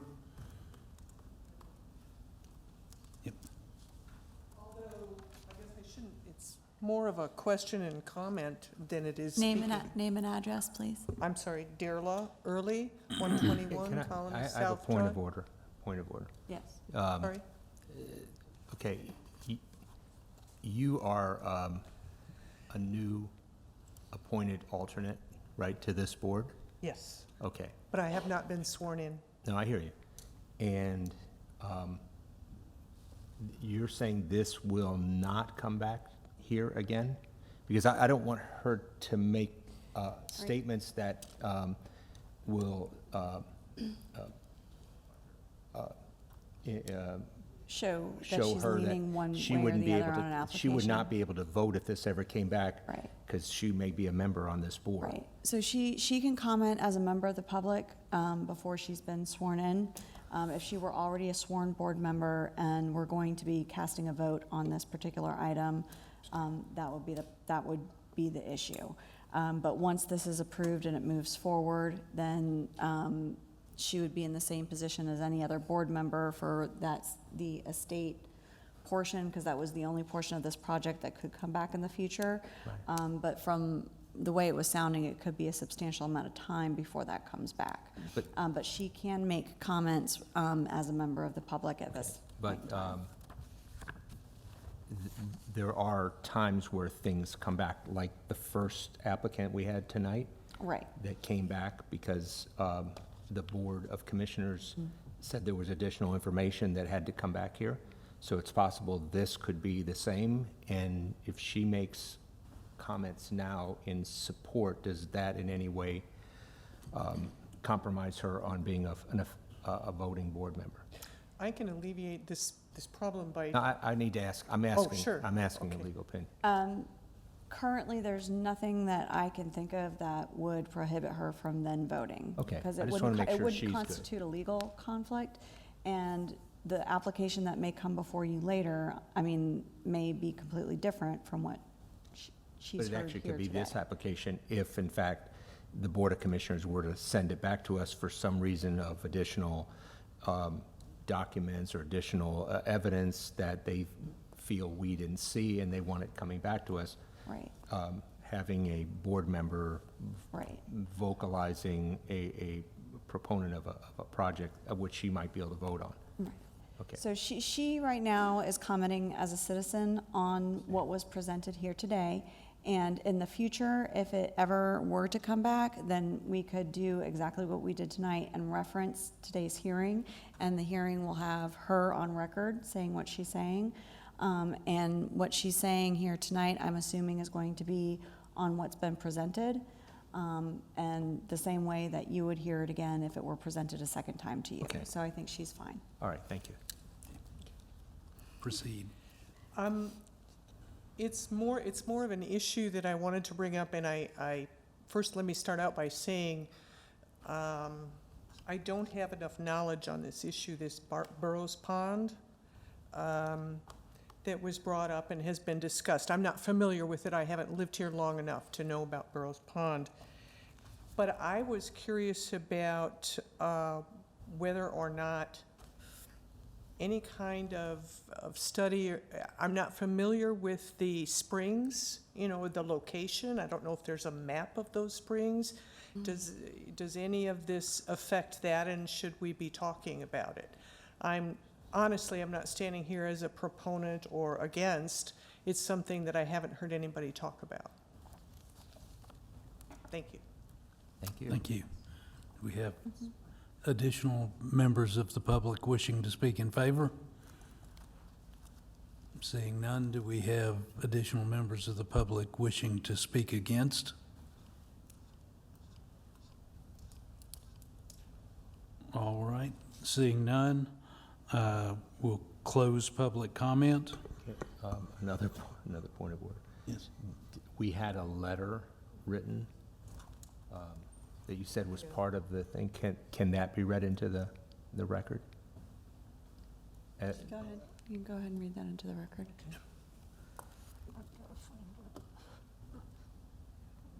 Just give her a moment to pull it up. Okay, thank you.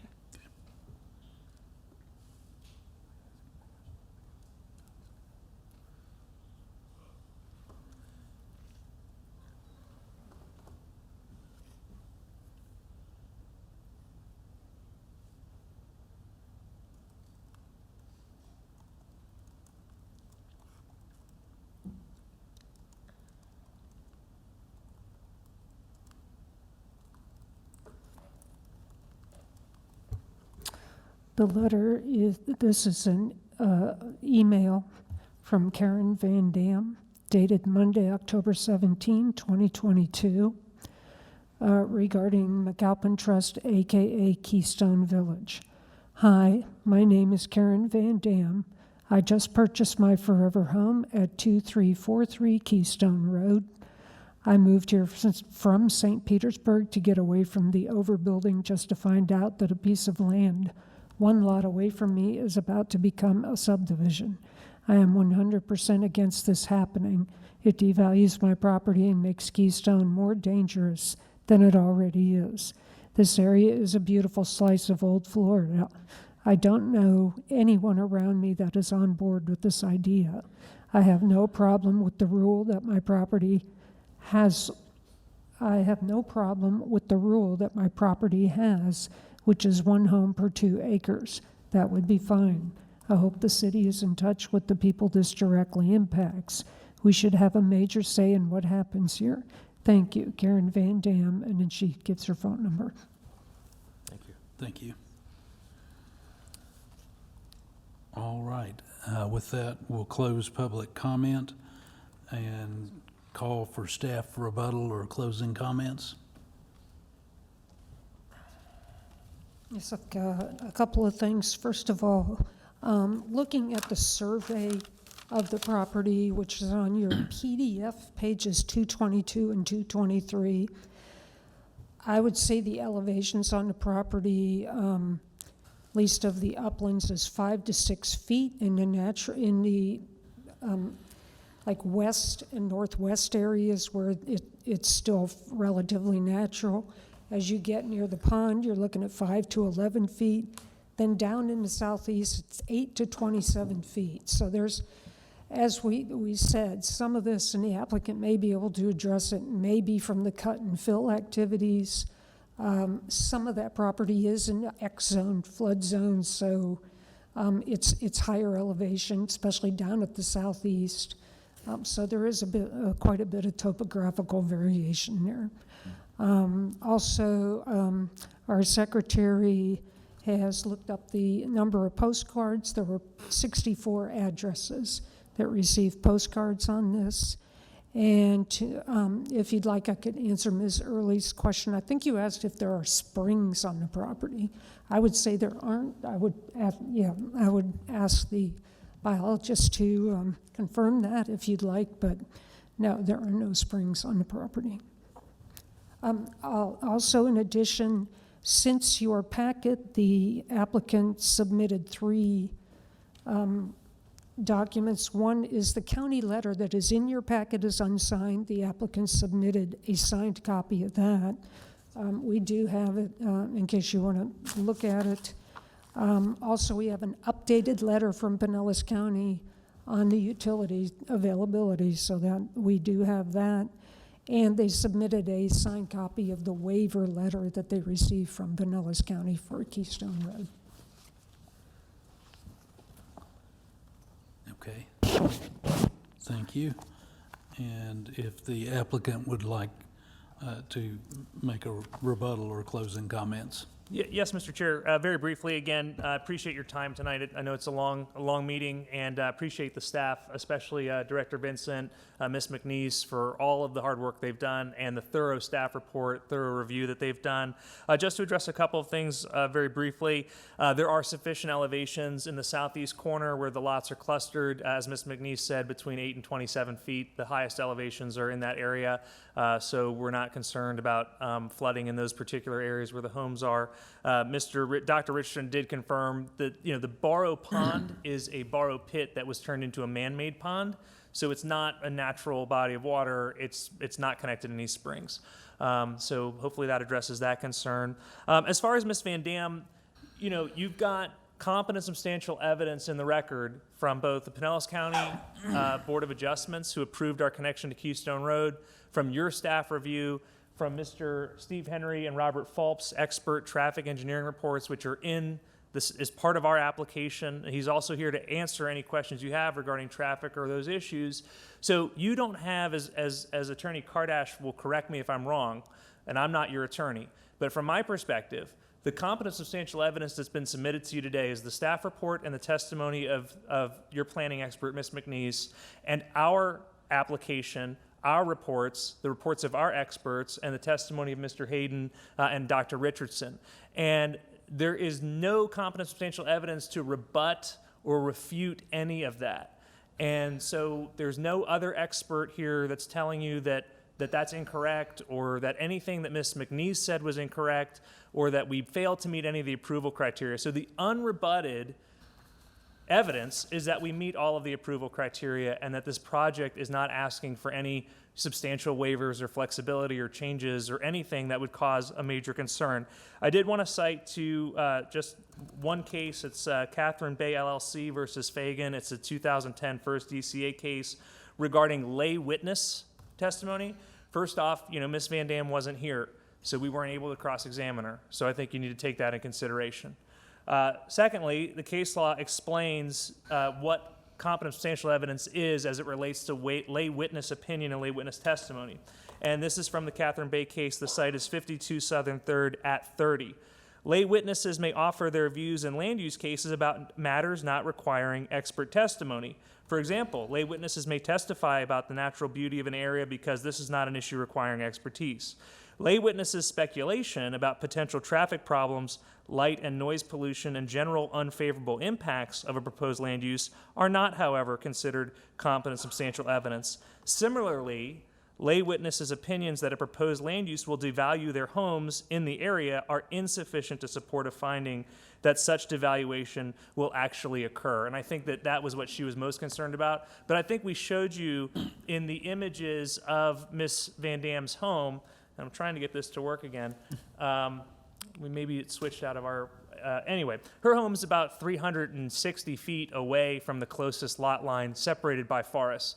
And the only other thing I wanted to point out again, we are absolutely supportive of a condition of approval requiring formal notice to any prospective buyer of agricultural uses in the area, but there are no active agricultural uses that we are aware of that are problematic. The homes in that area, the agricultural zoned areas in that area, are single-family homes that are in unincorporated Pinellas County.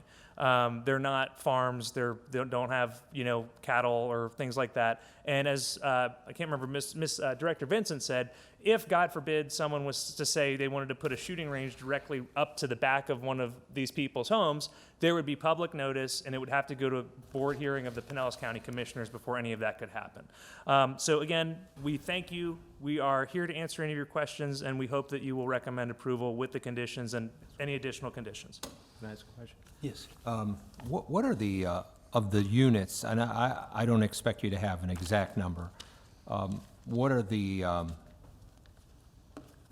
estimated sale price of these units? Scott, did you want to address that?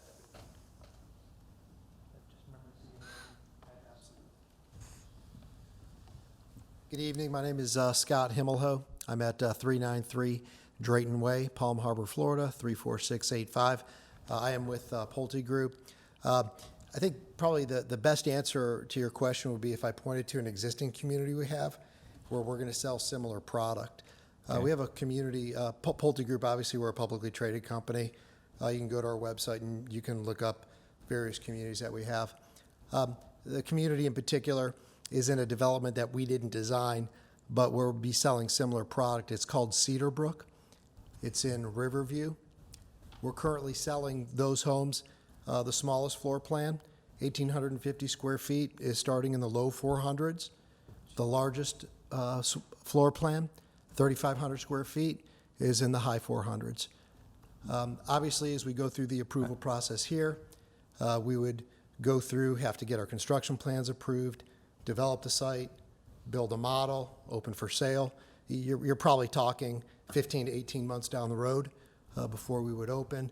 So obviously, we would monitor the market. I can't tell you where prices are going to be at that point in time. But I think if you looked at Cedarbrook, that would be a good example. It's the Signature Series, which would be the similar type of homes. So, okay, so you said the 1,850 square foot house is in the low 400s? Correct. And a 3,500 square feet house, twice the size, is only in the high 400s? Yeah, single story versus two-story, that's correct. Okay, all right. And happy to answer any other questions you may have.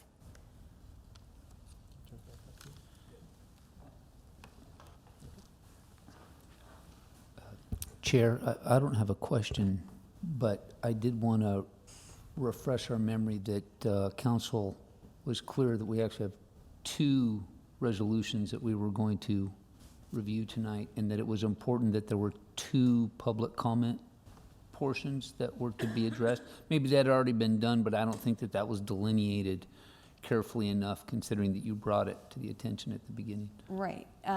It would appear that when you did the public comments, they were all kind of together on the application as a whole. And if there was anybody else that did want to speak to one particular aspect of the application, either the zoning change or the site plan review, then if you wanted to open it up, just to make sure that anybody that wanted to comment on either of those has had the opportunity. Okay, if anyone who feels they didn't get adequate comment on either the 2 items, or the zoning approval itself and the approval of the preliminary site plan, if anyone feels they didn't get adequate opportunity to comment on that, approach the microphone, please. And if I may, because I know no one's there, for a clarification, when a motion is made, would we simply be making a motion in regards to the application 20-36, or would we be referencing each of the individual resolutions that would go underneath that?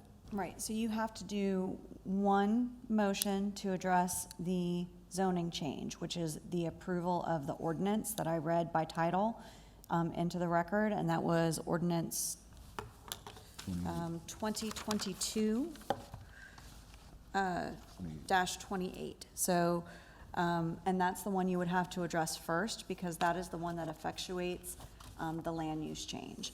Then after the land use is changed. Zoning change. I'm sorry, thank you. Thank you. Then after the zoning change is approved, then you can consider the site plan. And that ordinance number is? So when we brought this forward, we brought this as one ordinance, considering the rezoning and approving the preliminary development plan. It's the way we've always done it in the past. So deferring to the city attorney's recommendation that that those really are, 2 actions.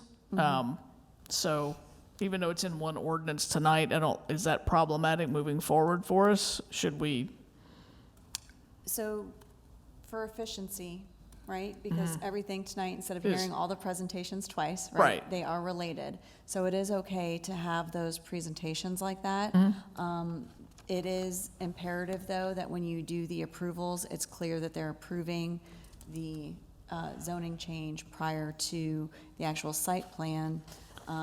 Otherwise, Can I push back a little bit? I want to make sure that we all understand this, because you cannot approve a rezoning to a planned development district without a plan attached to it.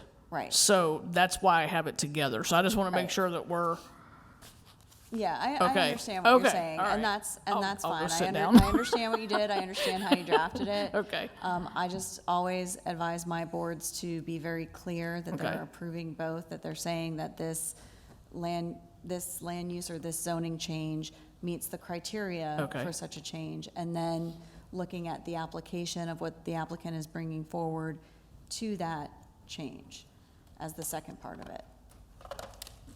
Okay, well, to further muddy the Okay. water, we have quite a few conditions on the approval, if I recall correctly. Which request do the conditions relate to? The plan. Okay. You can't So we condition a would- rezoning. We would so- entertain the zoning without conditions and then apply all the conditions in the motion related to the preliminary site plan then. And just for, I'm not familiar enough with your code. If for whatever reason they did not begin development within a certain period of time, is there a reverter clause in your code of ordinances where it would automatically revert? There is. Okay. Oh, no, you're saying would it would If it's revert, so- no, it would not revert back to agriculture. So that may be I think you can put that might be a recommendation. We do not have an automatic reverter clause. Okay, So all right. then it just kind of hangs out as planned development without a plan attached to it because the plan would expire. I would recommend that you include that condition. I understood exactly what you were just discussing, because that's why this parcel right now has part PUD and part agriculture, because there was an unused PUD that was. Right. And we definitely want to eliminate anything like that. So make sure that the zoning change that you're making is tied to The this zoning moving change forward. would have that condition, and the site plan would have all the other conditions then. Correct. Okay, so we're back to board consideration. I need a motion and a second so that we can discuss further. Chair, I motion that we approve application. What's the application? 2228? Sorry, I wrote down so many things here, so I had it. 20-36. 2030-36. It's 20-26? 36. But the ordinance that you're approving is 2022-28. Correct. There are so many pages in there. I literally was scrolling for 10 minutes to get back to the beginning page. Forgive me. There's a tremendous amount of seriousness, but at the same time. So I would like to make a motion that we approve the application as submitted. That includes ordinance 2022-28, which is zoning, and the site plan as attached, with all conditions attached to the site plan, and a reverter clause that if it doesn't occur in the timely manner, that it reverts back. Okay, so you're, I thought we needed two separate yes. motions Yeah. and One by votes. itself. Well, we did, and forgive me, but we did, but then I thought staff said, no, we've got one application, one vote that had to include both. Well, no, I'm deferring to the attorney on this, so, because she wants two separate votes. Yeah, I would prefer that you do I'm two happy with two So separate do votes. Do the 2022-28 with the condition that if within, what, a year, 2 years? If the project expires. If the Project project expires. expires. If the project expires, that it will revert to its current zoning. And, Chair, I'd like to amend my motion. I'm not in that big a hurry if there was, May I ask a question? When you said the project expires, what is the? You have a year to submit for final plan development. Oh, okay. So as long as we submit for final plan development within a year and we're active in Yes. that process and active through the building Right. permit process, right? And then I think would the city be the applicant to revert it? The only time I've ever seen a rezoning conditioned is in a development agreement, which, I don't want to go down that road. But anyway, it's a question, it's a legal question. I think we would have to be the applicant to do Yes, we that. would have to. Yeah, it would have to be the city that was the applicant to do that. So, Which we're happy to do. that's fine. Okay, If so directed, we'll do it. What he's saying is that if it had to come back before you, it would be brought back by the city and not by the property owner, which it may not be something that you've seen before. Doesn't change the Okay. motion. Motion to be revised to be 2022-28. Approval of zoning with conditions and the revision. Reverter. The reverter clause. Second that. Can we have a roll call, please? Mr. Rockline? Yes. We're voting on it? On We're not on gonna the have this- zoning. Are we going to Oh, have discussion? well, okay. Sorry. Do we have board discussion? Yeah. Here's my feelings about it. People move out there for space. That has always been homes with sizable amount of property. And I don't see a compelling reason to increase the density out there at this point, so that is my opinion.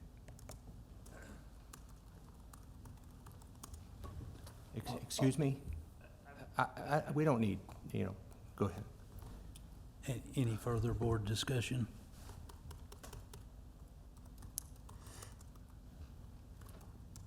All right, can we have a roll call now? Mr. Rockline? Yes. Ms. Francis? Yes. Mr. Zimbelis? Yes. Mr. Koulianos? No. Mr. Vesey? Yes. Mr. Seaman? Yes. All right, now we're on to a motion for the preliminary site plan approval.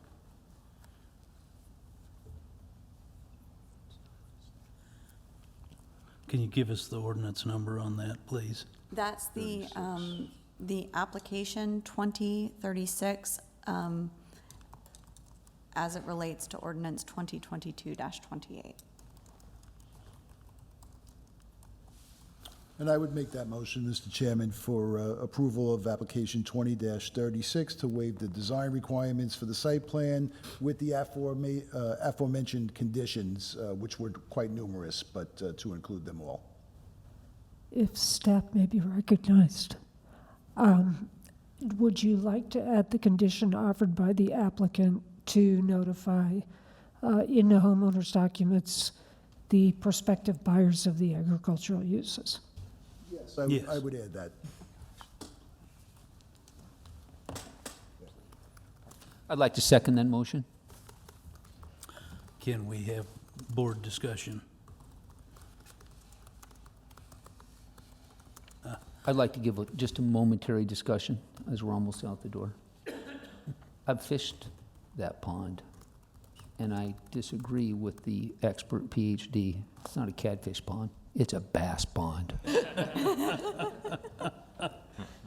And I'd like to say that there's a lot of thought, and this is a very tight application, and obviously tremendous amount of effort went into drive it right down the middle. A question about conditions. Would the recreational facilities that we've talked about here in the final site plan, those would be detailed so that the BOC would be able to see and approve those at that time? Yes. All right. If there's no further board discussion, can we have a roll call? Mr. Rockline? Yes. Ms. Francis? Yes. Mr. Zimbelis? Yes. Mr. Koulianos? No. Mr. Vesey? Yes. Mr. Seaman? Yes. All right. Thank you. Thank you all. Okay, real quickly now, that brings us to staff comments. Do we have other staff comments? Just want to welcome Mr. Rockline, your new regular member, and Ms. Early should be sworn in by next meeting, and she's glad she could come tonight. She will be your alternate. We're doing orientation with both members. I'll send you the updated orientation package along with the updated schedule, tentative schedule for next year. Thank you. And do we have any board comments? I have one. It is possible that Monday may be my last meeting here with you fine folks.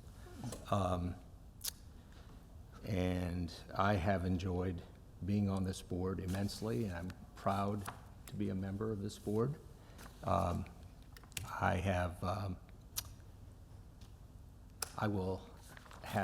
You will have, if in fact that is the case, you will have a strong proponent of this board on the other board in me. And I just want to tell you how proud I am of being with you fine folks, even though it's been a short time with you, but a longer time with you and Mr. Colombo. I wasn't expecting that. Yeah. So, anyways, Well, Thank you. it's certainly been good working with you, and we've appreciated your input. thank you very much. We take you out for beer, but it's a little bit too late. Yeah, really. All right, if there's nothing more, we stand adjourned. Nice.